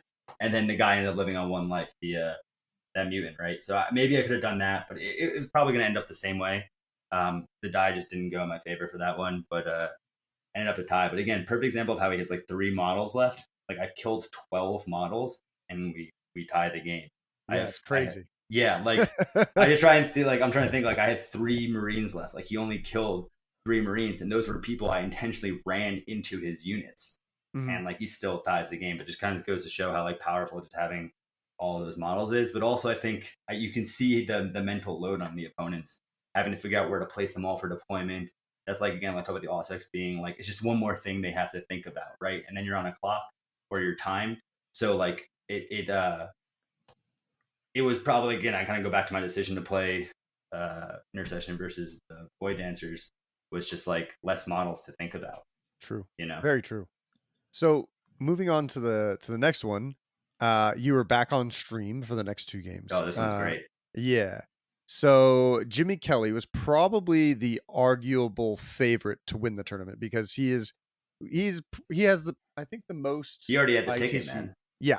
Yeah, right. I mean, he won the 87-person tournament at KTO with Custodes on in an all Into the Dark tournament, which is crazy. Yeah. Widely considered one of the best players on the West Coast.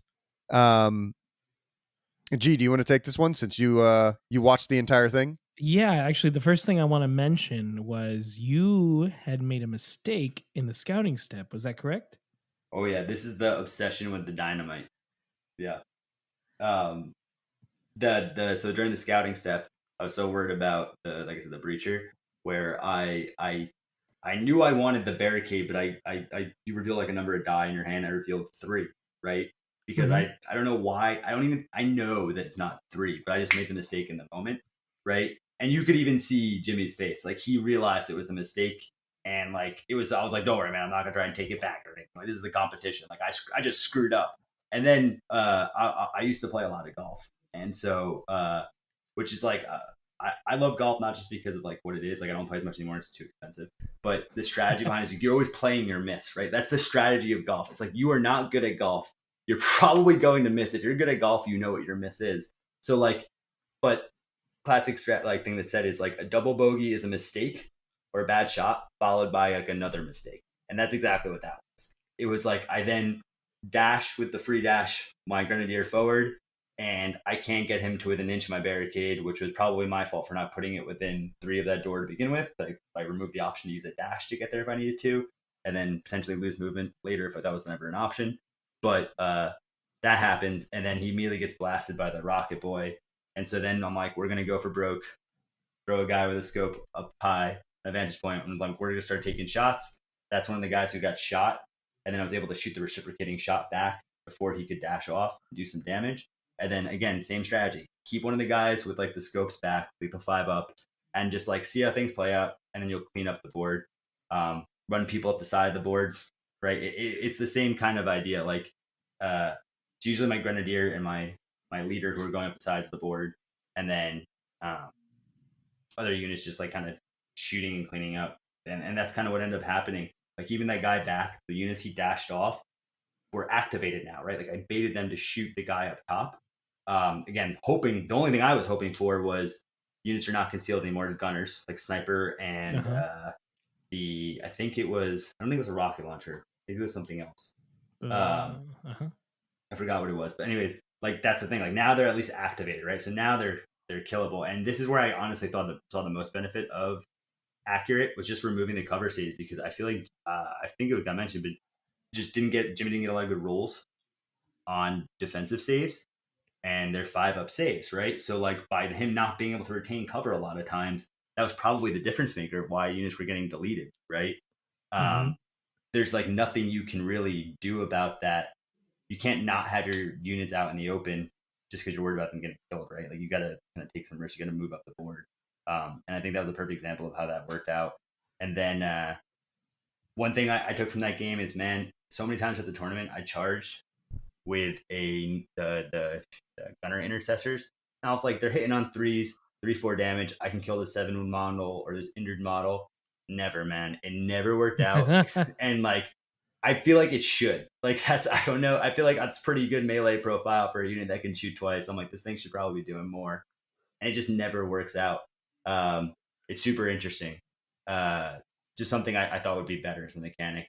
But yeah, that one was down to the wire as well.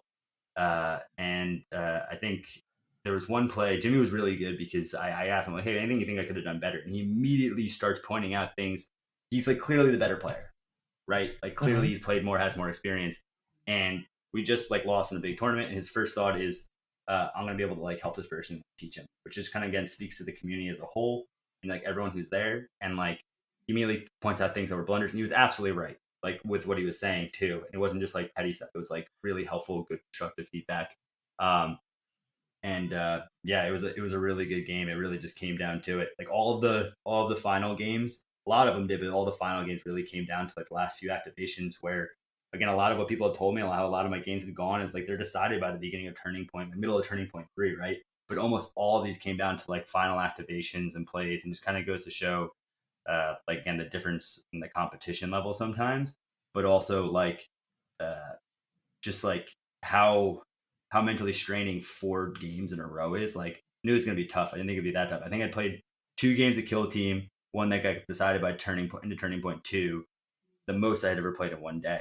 So having to play 4 games or 3 games in a row, like it really makes you think, and you're on like time. It's a whole different experience. But I mean, I like it. I like to compete, but it's super awesome. But it's also cool how you can just kind of have fun with it, right? Like a lot of the guys from the narrative league were there.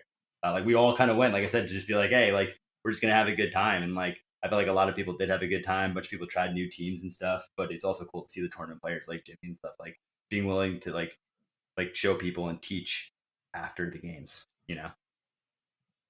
No, yeah. So going to your final matchup, I have not got to watch everything because I got my computer all plugged back in. As you saw, our recording setup was most of my stuff that we do recordings here as well. And I got to take my whole computer, all the lights in my office, and when I do that, it's literally dark in here. But I didn't get to watch the game. I was helping everyone else out, and I would come by and check on you guys. How did the demo man kill anyone? And how do you deal with the demo man threat? Because you played in the final game, Kellen was undefeated versus you, who had 1 tie.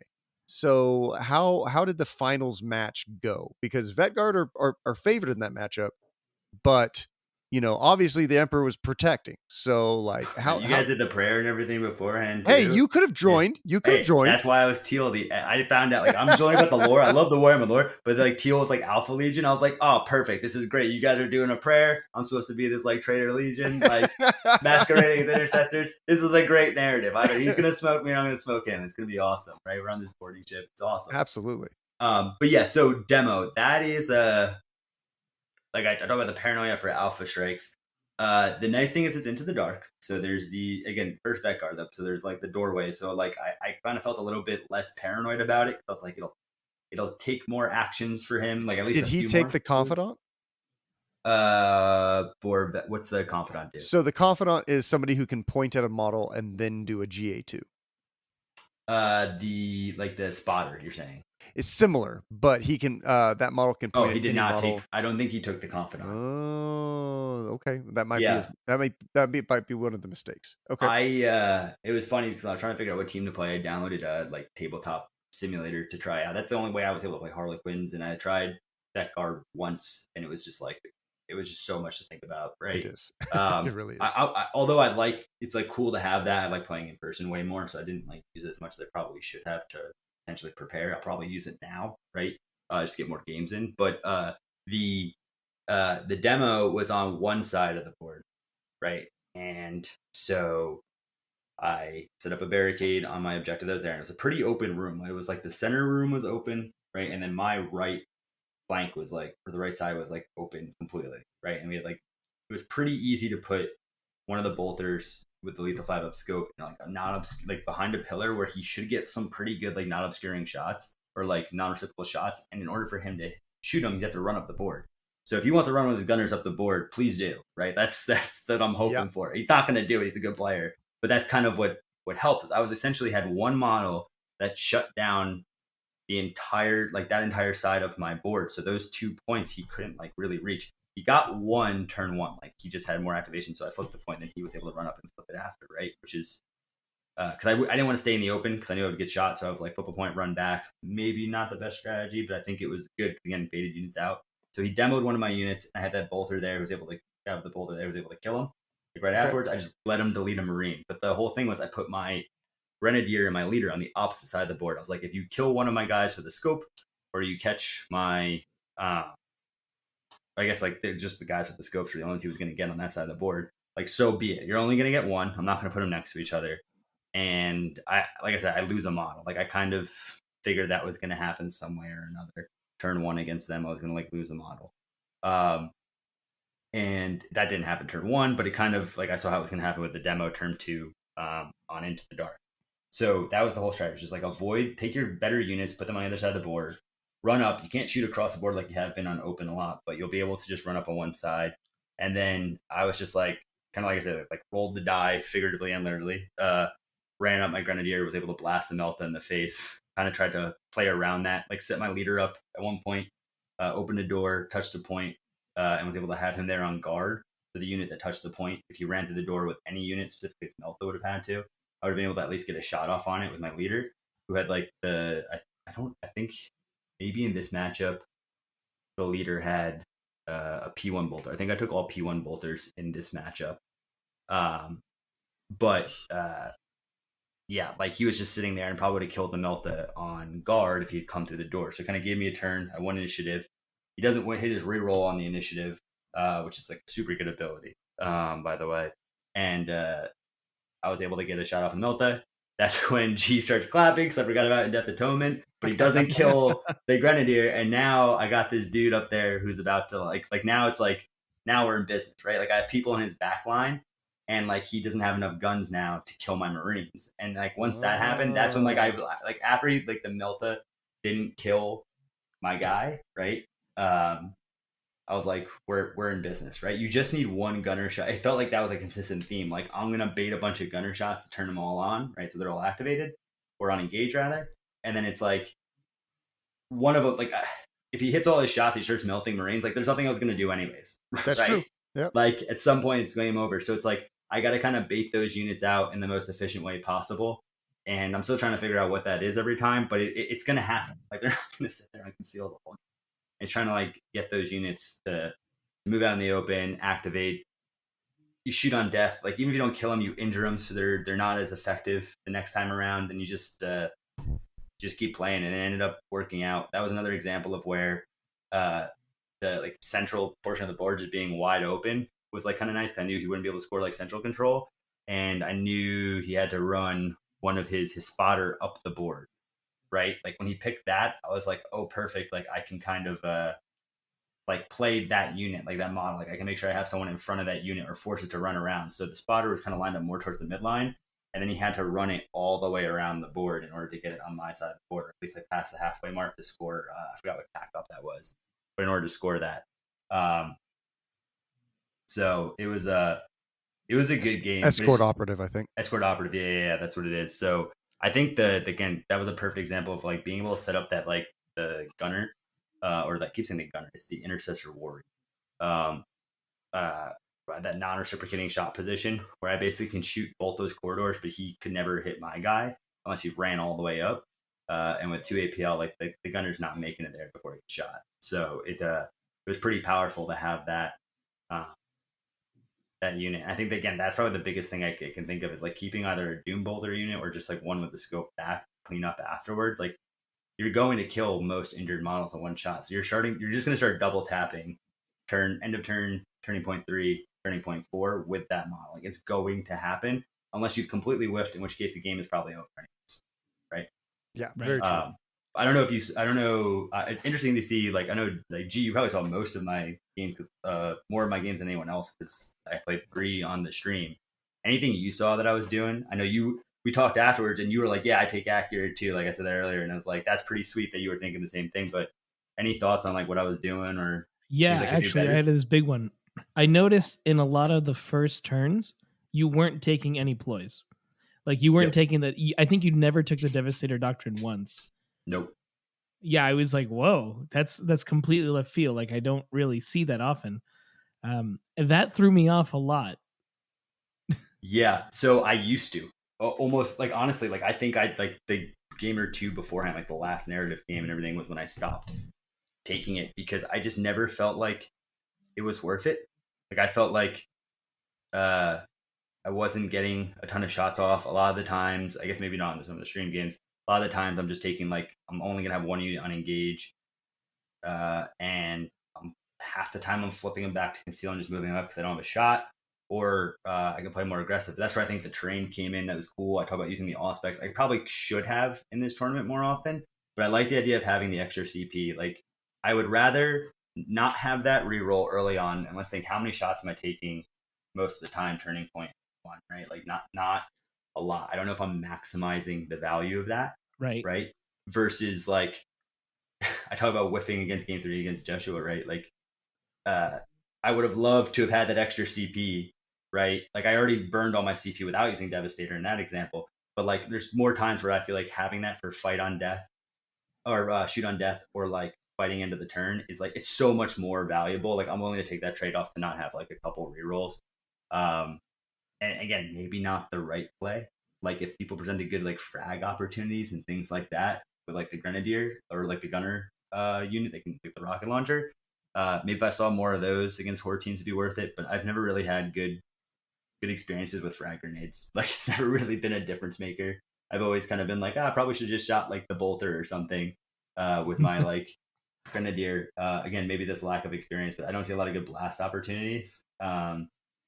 So it just didn't seem like I was gonna like maximize its potential. But that was the strat. Like, a lot of people talked about taking Devastator turn 1. Like, that was like a common thing. Like, I talked about that Man Point YouTube video where he's like, yeah, you're taking Devastator turn 1. And it just, I don't know, just a gut feeling. I was like, not how I'm going to play this one. I'm going to be shooty, but we're going to save it for later in the game, you know?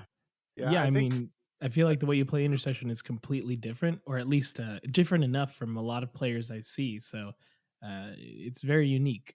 That also might lead to a lot of your success, right? So like having a different strategy into many of these other people is probably leading you to a lot of success, just because people haven't played against, like, Intercession. They're so good because they can be played so many different ways. Like, we had Lucas at the tournament, Yep. right? Who, where did Lucas place? He didn't run a single gunner. He ran rapid, he ran duelist, and he just ran at you. And if he died getting to you, so be it. He played them as he painted them up as corn berserkers. He just ran at people. I love that. It was funny. He can still run at people. He's just got to shoot them twice instead of charging them, man. That's the difference. Yeah. But anyways, no, like, I love that. Like, yeah, like, I want, like, that seems like a cool idea. Like, I think I had 5 total intercessor, like the assault intercessors on the roster. Like, I think I had 3 normal, the Grenadier, and then the leader. So I had the option, because I'm always taking the guy with the rocket. I feel like there's no way. You got to take yeah, it's crazy. You get infinite like crack grenades and you get to shoot twice. Oh, like, yeah, that's insane, right? But like, I wanted to, but I never ran more than 1, and like, they aren't bad, especially. But like, it's interesting. I feel like there's a place for them. Maybe it's like you talked about against into Felgor and stuff. Like, I just haven't had that experience yet. But like, they seem super good. Yeah. So so he obviously is taking I kept saying, I was like, man, just take the grenade launcher. He's like, no, I'm playing Blood for the Blood God, and I don't care. And I was like, all right, cool. But I mean, he still plays 17th, and he was playing them very suboptimally, right? So like, I mean, out of 34 players, he placed 50%, which is pretty dang good. Yeah. The games he won really hard, and the games he lost pretty hard. That's what it is. Like, once you're in their face, right, it's probably going to be not a good day for your opponent. But yeah, like, it's that's more feast or famine. But I think what you said, it's not just even like with the roster and how you can play the team, like with the like, it's what you can do like during the game. Like, I changed my strategy a couple. Like, I had a general, like, I talked about the general themes, but like how it was executed was changed a number of times. Like, units can fill different roles. That's why I got like, I'm a little like perturbed about like the 3/4 fists hitting on 3s, like not proccing. I'm like, I think that's still pretty good. Like, I could play this as like charge, fight, shoot if I really wanted to, or I should be able to into horde teams. Yeah. Right. So it's like, you can just decide that, like, all right, well, I am kind of a melee team for certain teams. Like, you don't, it gives you, there's a lot of flexibility even during the game. And I think that's what's cool about them, is they're agile, they're more robust. Like, I talked about being bumpers, right? Like, it's I can make a mistake and I can recover from it, right? And I can make bad plays that force my opponents to probably make suboptimal plays, right? and then to take advantage of it, because they're like, why wouldn't they? And now it's like we're in this interesting position that people aren't usually in. Like I kind of did notice that where people are like kind of like a lot of times I made moves and people looked at me like I was crazy, and I was like, that might have been a blunder, right? But then it works out, right? So like you said, that could be part of it. But I really like playing them super shooty. Like it's just they're so good like at shooting stuff. Like I just delete models, like especially with the horde teams. Like it's interesting. Again, it could just be my experience so far. It seems like a good strategy. The guy who did, like I said, that command point video, like really went into it. It was probably Shane, or I mean, it could be Ryan. That's the only two. Sure, yeah, right. It's one of those two. So like, but yeah, like it was like that guy's thing. Like I think you take the intercessor leader because he doesn't have fight twice or the plasma, but like I know this is gonna sound like blasphemous, but like, is the plasma that much better, do you think, than like being able to just shoot someone twice with the bolter? And then also you have a 4/6 power weapon with lethal 5 up. Like, okay, chainsaw hitting on 2's good, but like 4/6 lethal 5 up also pretty good. In melee you're always trading damage back. So objectively, exactly. shooting is better in this version of the game. So, but in the end as well, like I think when durable was bigger, badder in its old self, when it in its original incarnation. Oh, and that was just for my own knowledge. I think it was like it reduced 1 damage on every crit. Yes, every crit. Ridiculous. Like that's crazy. So like the melee version was about the same, because like you could go up and trade, if not like when me and G first talked about it, because like right when they first came out, like we had this whole discussion about it, because we were actually talking about them like 2 weeks beforehand. We were like, a lot of the stuff we came up with, like they actually just had in the team. It was very funny. We orked it into existence. Nice. Like literally. But like I was telling G that I thought that like a rapid stealthy was the way, because I really like I just really like stealthy. And he really liked, rapid durable, and the meta was rapid durable for a long time, and stealthy definitely sees some play in some places. But it seems like accurate, for everyone listening, is possibly the new durable. It traded places. It was durable, then it was methodical, and then it became accurate. I mean, rapid's even been nerfed, and you still take, dude. It was crazy. Is durable? It's not bad, right? Like it's not. You get what? Well, like I figure you get 2 extra wounds a model. Like that's pretty good. Right? Just about. Yeah, maybe a little. Yeah, probably average, just a little less, right? But like, like not bad. But I can't stress enough how like, I don't know, playing intercessors, I always felt really good. And before that, I played custodes, right? So I'm always used to like, I'm on there saving on 2s or 3s. And like, I played like having 4 invulns on void dancers was like a little like, even that, I was like, I don't like that. I don't like not being able to save on 3s, right? Like, and then I played like Vetgar once. I was like, saves on 5s. This is trash. Like, you're not saving anything. No, Yeah, it's funny how when I get like I get lethal 5 up on the bolters, I'm like, that's great. You're gonna crit all the time. But then you do it like for like saves, and it's like, it's never gonna happen. It's interesting, those biases. But like, like I think that's what it is. It's like I don't want to say guarantees it, because nothing guarantees it, but like you're probably killing those units on one shot, right? If you roll a crit, they're rolling 2 die, right? You're 3/4, so you're probably coming through and killing those 7-wound models. Like there's like a very like I don't know if the numbers are exactly like I had them pulled up at some point with a calculator, but like you're probably deleting those 7-wound models. Oh yeah. One thing I wanted to try more, but it just never kind of jived for the strategy. I just saw the value of kind of spreading out the team a lot. Is the bolts on the leader, right? With a ceaseless, like the rerolls. Oh yeah. The horde teams.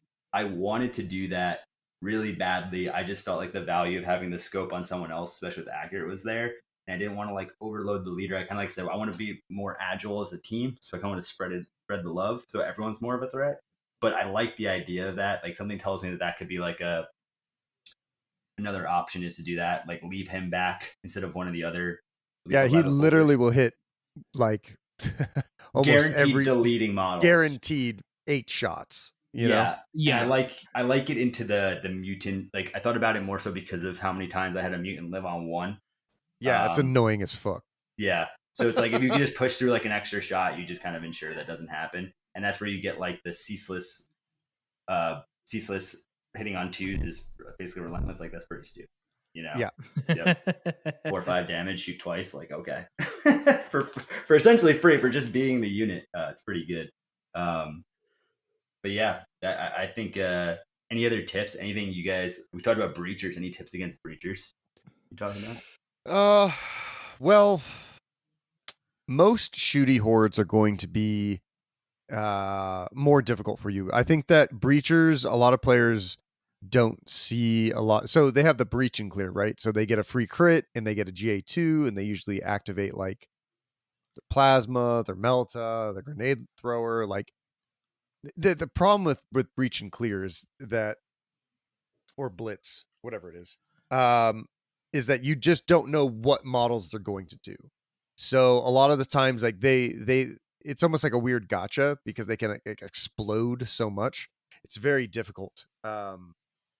But in the end, like if you play it similarly to how you played Vetguard, you should see more success.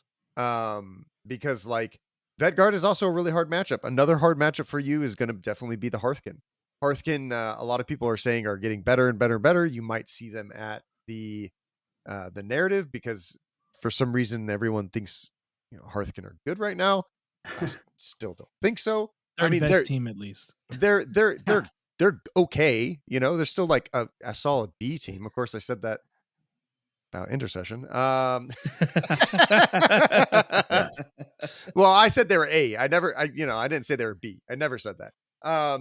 But like they have a lot of AP. Like anything that has a lot of AP, you always have to be a little worried about. So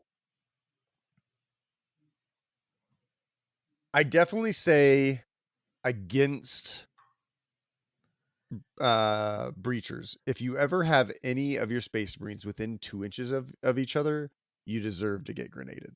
And it's a lot easier to say and do that with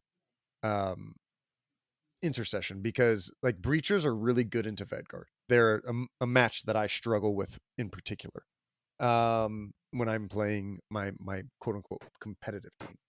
But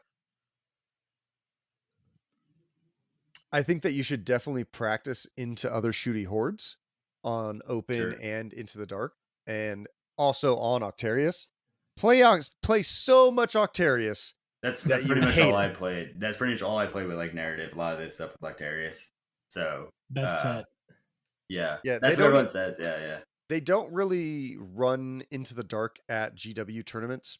I believe it's because it's too time consuming to set up. Like it took me and G like 4 hours to set up the streaming rig and all the terrain and like like setting up into the dark is, unless if you sand it a lot, which we do, even sanding it a lot.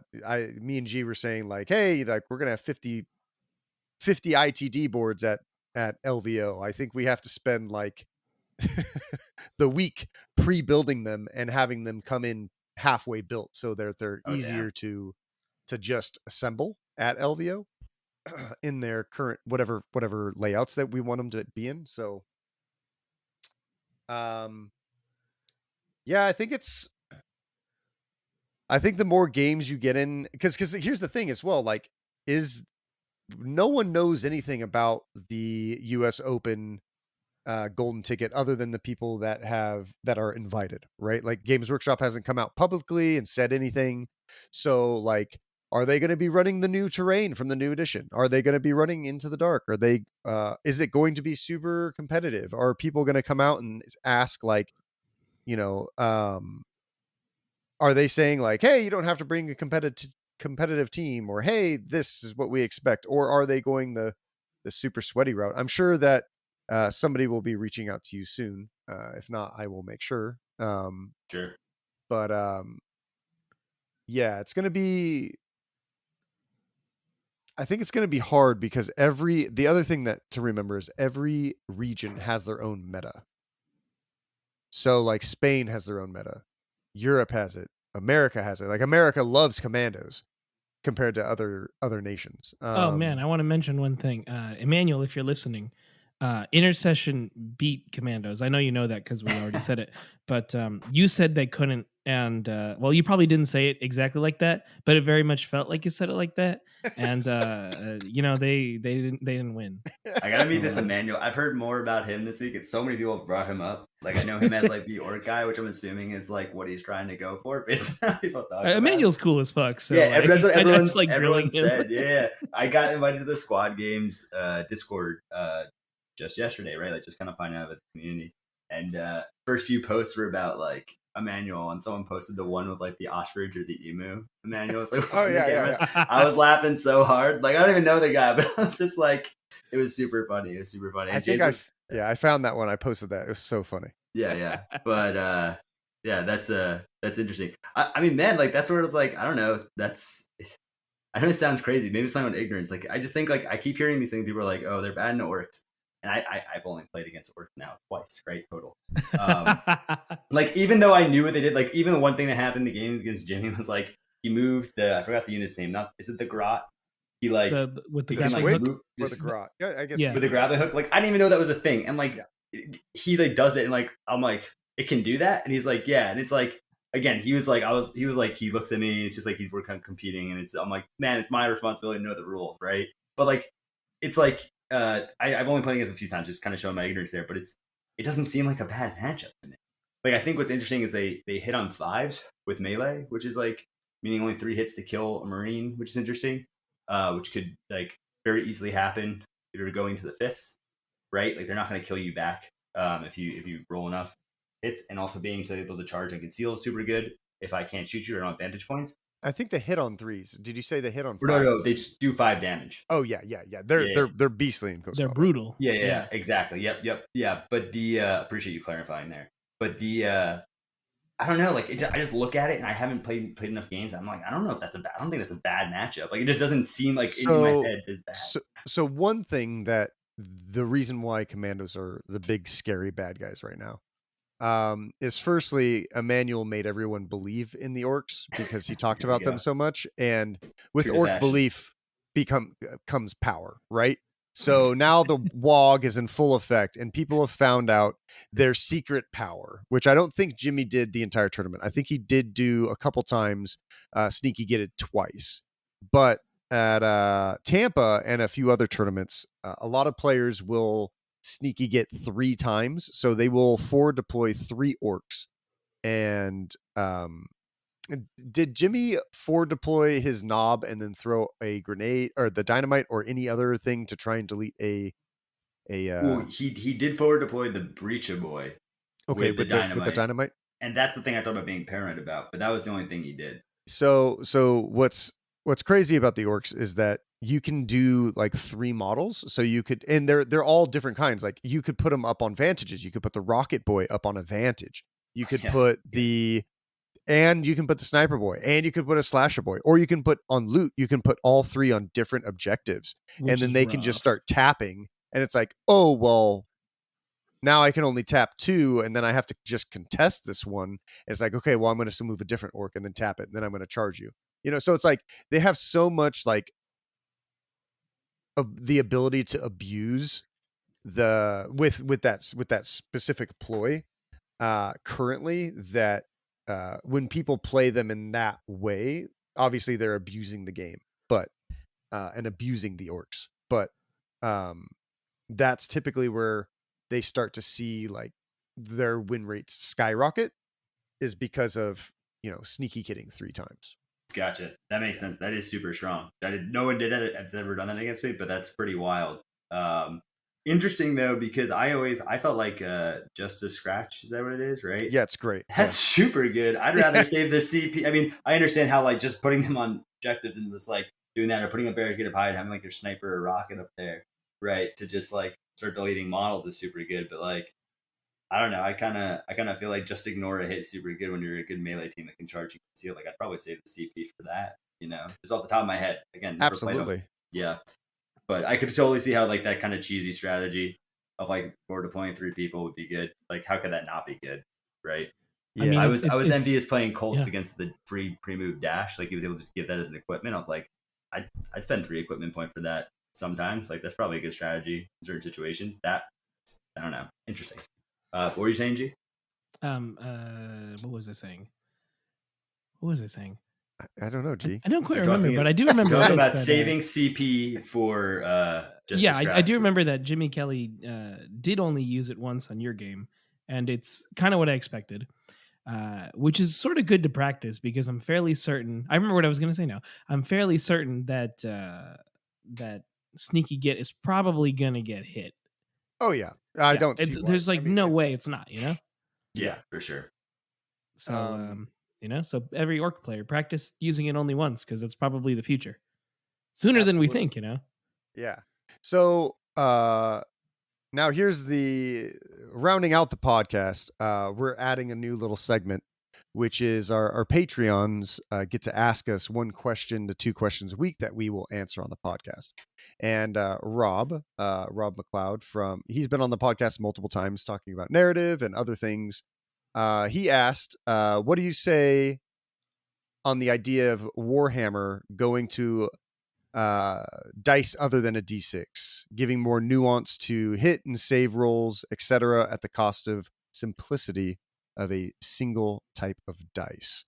And this also goes to you because you're on the podcast, so you got to answer this too, Jason. What do you guys think about that? All right, well, let's look at it like this. I answered the question on there. I think a D8 is fine. And where I'd probably see the D8 is in defense dice. So let's look at a cultist and a guardsman, right? Cultist is wearing a t-shirt. A guardsman is wearing a slightly more armored t-shirt. So you'd probably have a better save roll, even though you'd have a worse dice that could potentially be harder to roll, like a D8, you know? So in that sense, your guardsman would still have a 5-up, but now the 5-up is on a D8. So there's more chances of success versus Interesting. let's say like a cultist who Tyranid. has a Tyranid or something, or a cultist who has a 7-up. So you only get 2 chances now, but they're using the worst defense dice, you know? There's more chances of failure for them. Makes sense, right? And then as you upgrade your armor, you get a D6, which, you know, you could have similar math on there, but there's more number choices on a D8, so that can change a lot too.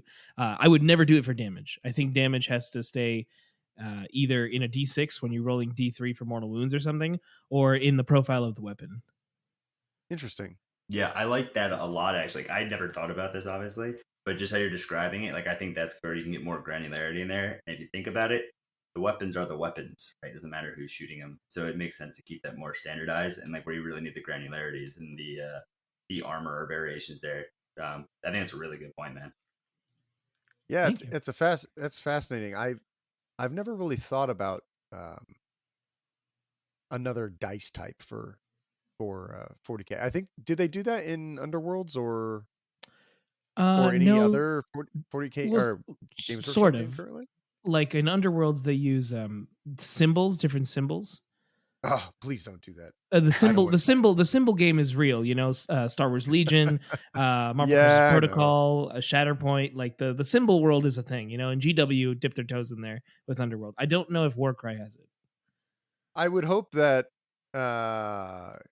any Warhammer game would not go more symbol route. I like the fact that like it's just like ballista skill 3-up, not like ballista skill this symbol, you know, like or this symbol critical, and it's like can we just do numbers? Because I've used that for so long. I mean, I guess maybe it might be easier for like newer players or something like that, or like critical saves or something like that. That could be interesting. Still would like a number though. Right. Like I think for games like this, if you're going to assign a new dice, it's got to do something that doesn't fundamentally like mess with the flow of the older edition, but it has to add enough that there's a reason for it. And the thing with a lot of GW games is I've had multiple conversations with Lucas about this, just talking about could you incorporate different dice? Yeah, probably, but what would it have to be for maybe things that don't necessarily not necessarily affect the game. This is a tough one to kind of explain.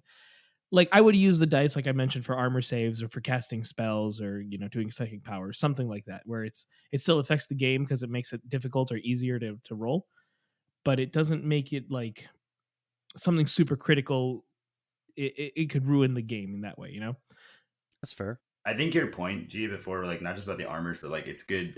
Again, I've never played Big Hammer or anything like that, but like I think about it in any other instance, it's like if you add more granularity there, it allows for like I think um they could probably like nerf or tweak things a little bit more fairly, right? So you can just kind of like gives you another like scale, like you can move the lever a little bit lighter, right? Like, and this is just more theory. Like, I don't know where that would apply, but I think your point about the armor makes sense, just to make it a little bit like different and just like tweak it just a little bit, right? Like we're not saying they like I think of Kill Team, that's what I played. But, like you're not saving on 4s now, but it's probably should save better than a cultist, like you said, like on 5, right? Like there's 4.5. Like you're adding that kind of to the equation, and I think that makes sense. Yeah, totally. I think that. I mean, I wouldn't be against it. Yeah, I'd be for it. Yeah. My Marines aren't going to be affected. They're going to have a D6 and 3 up. Yeah, all right. Well, is there anything that you want to shout out, Jason?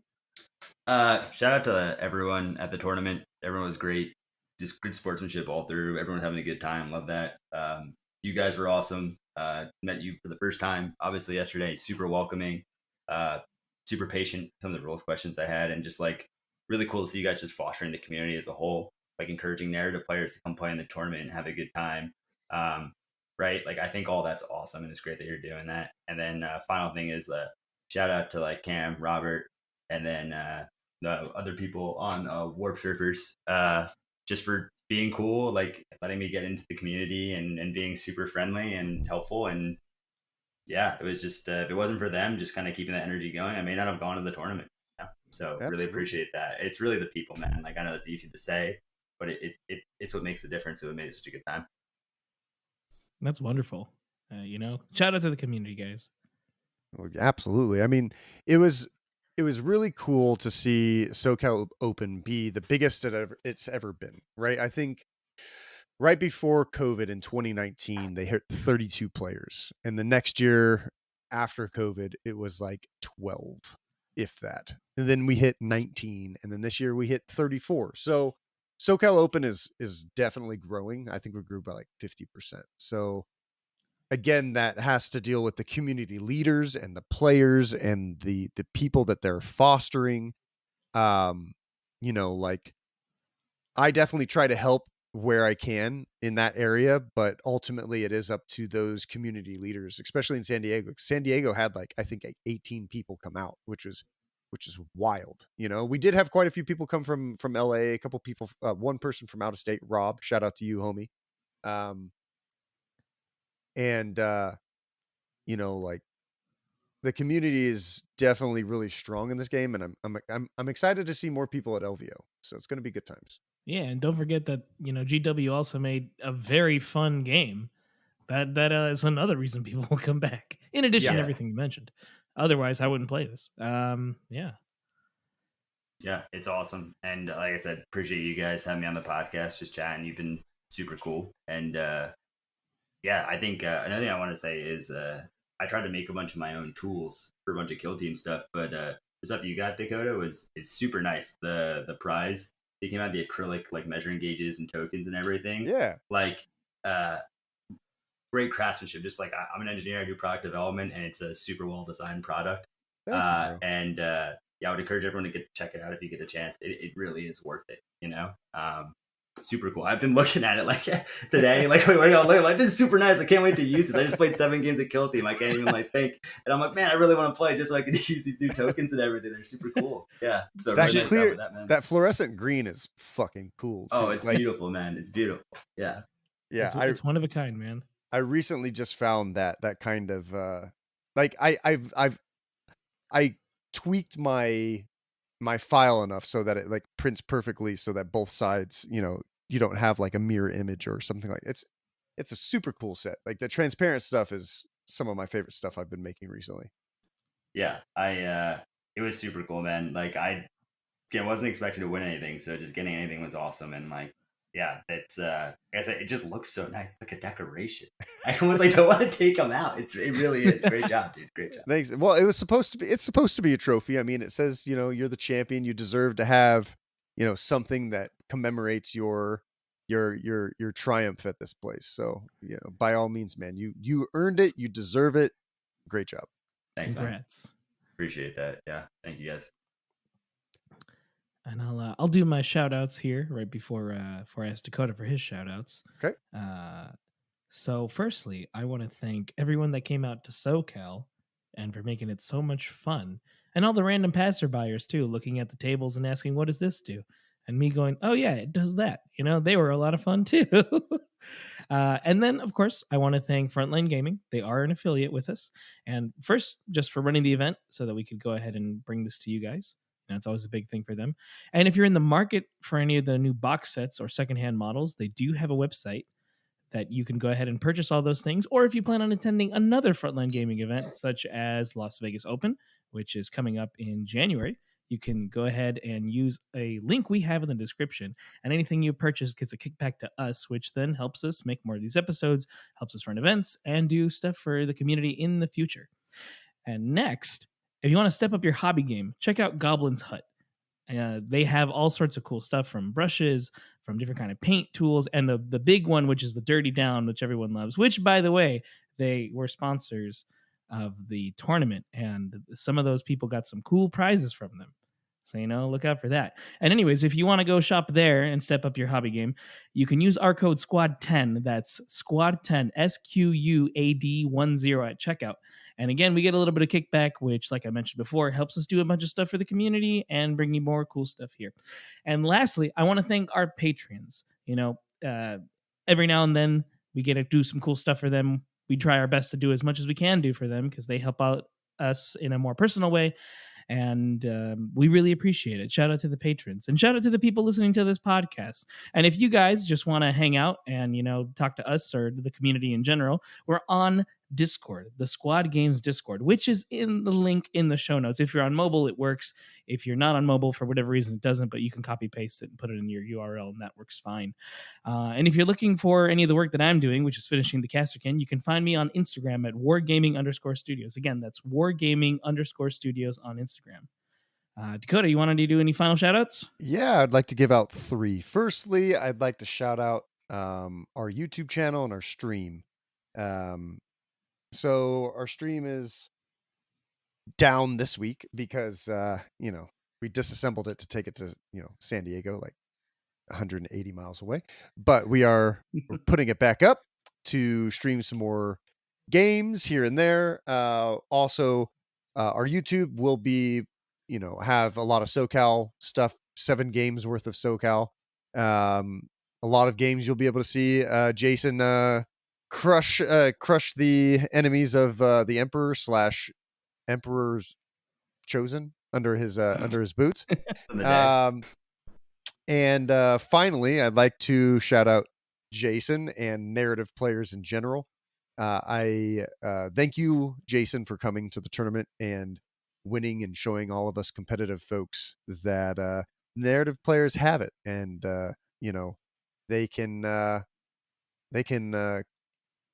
crush us beneath their heels too. So I appreciate you, and thanks for coming out, man. Yeah, really appreciate it, man. Again, appreciate you guys setting everything up and giving us the opportunity. Absolutely. Well, until next time, guys. Catch you later. Catch you later. See you guys.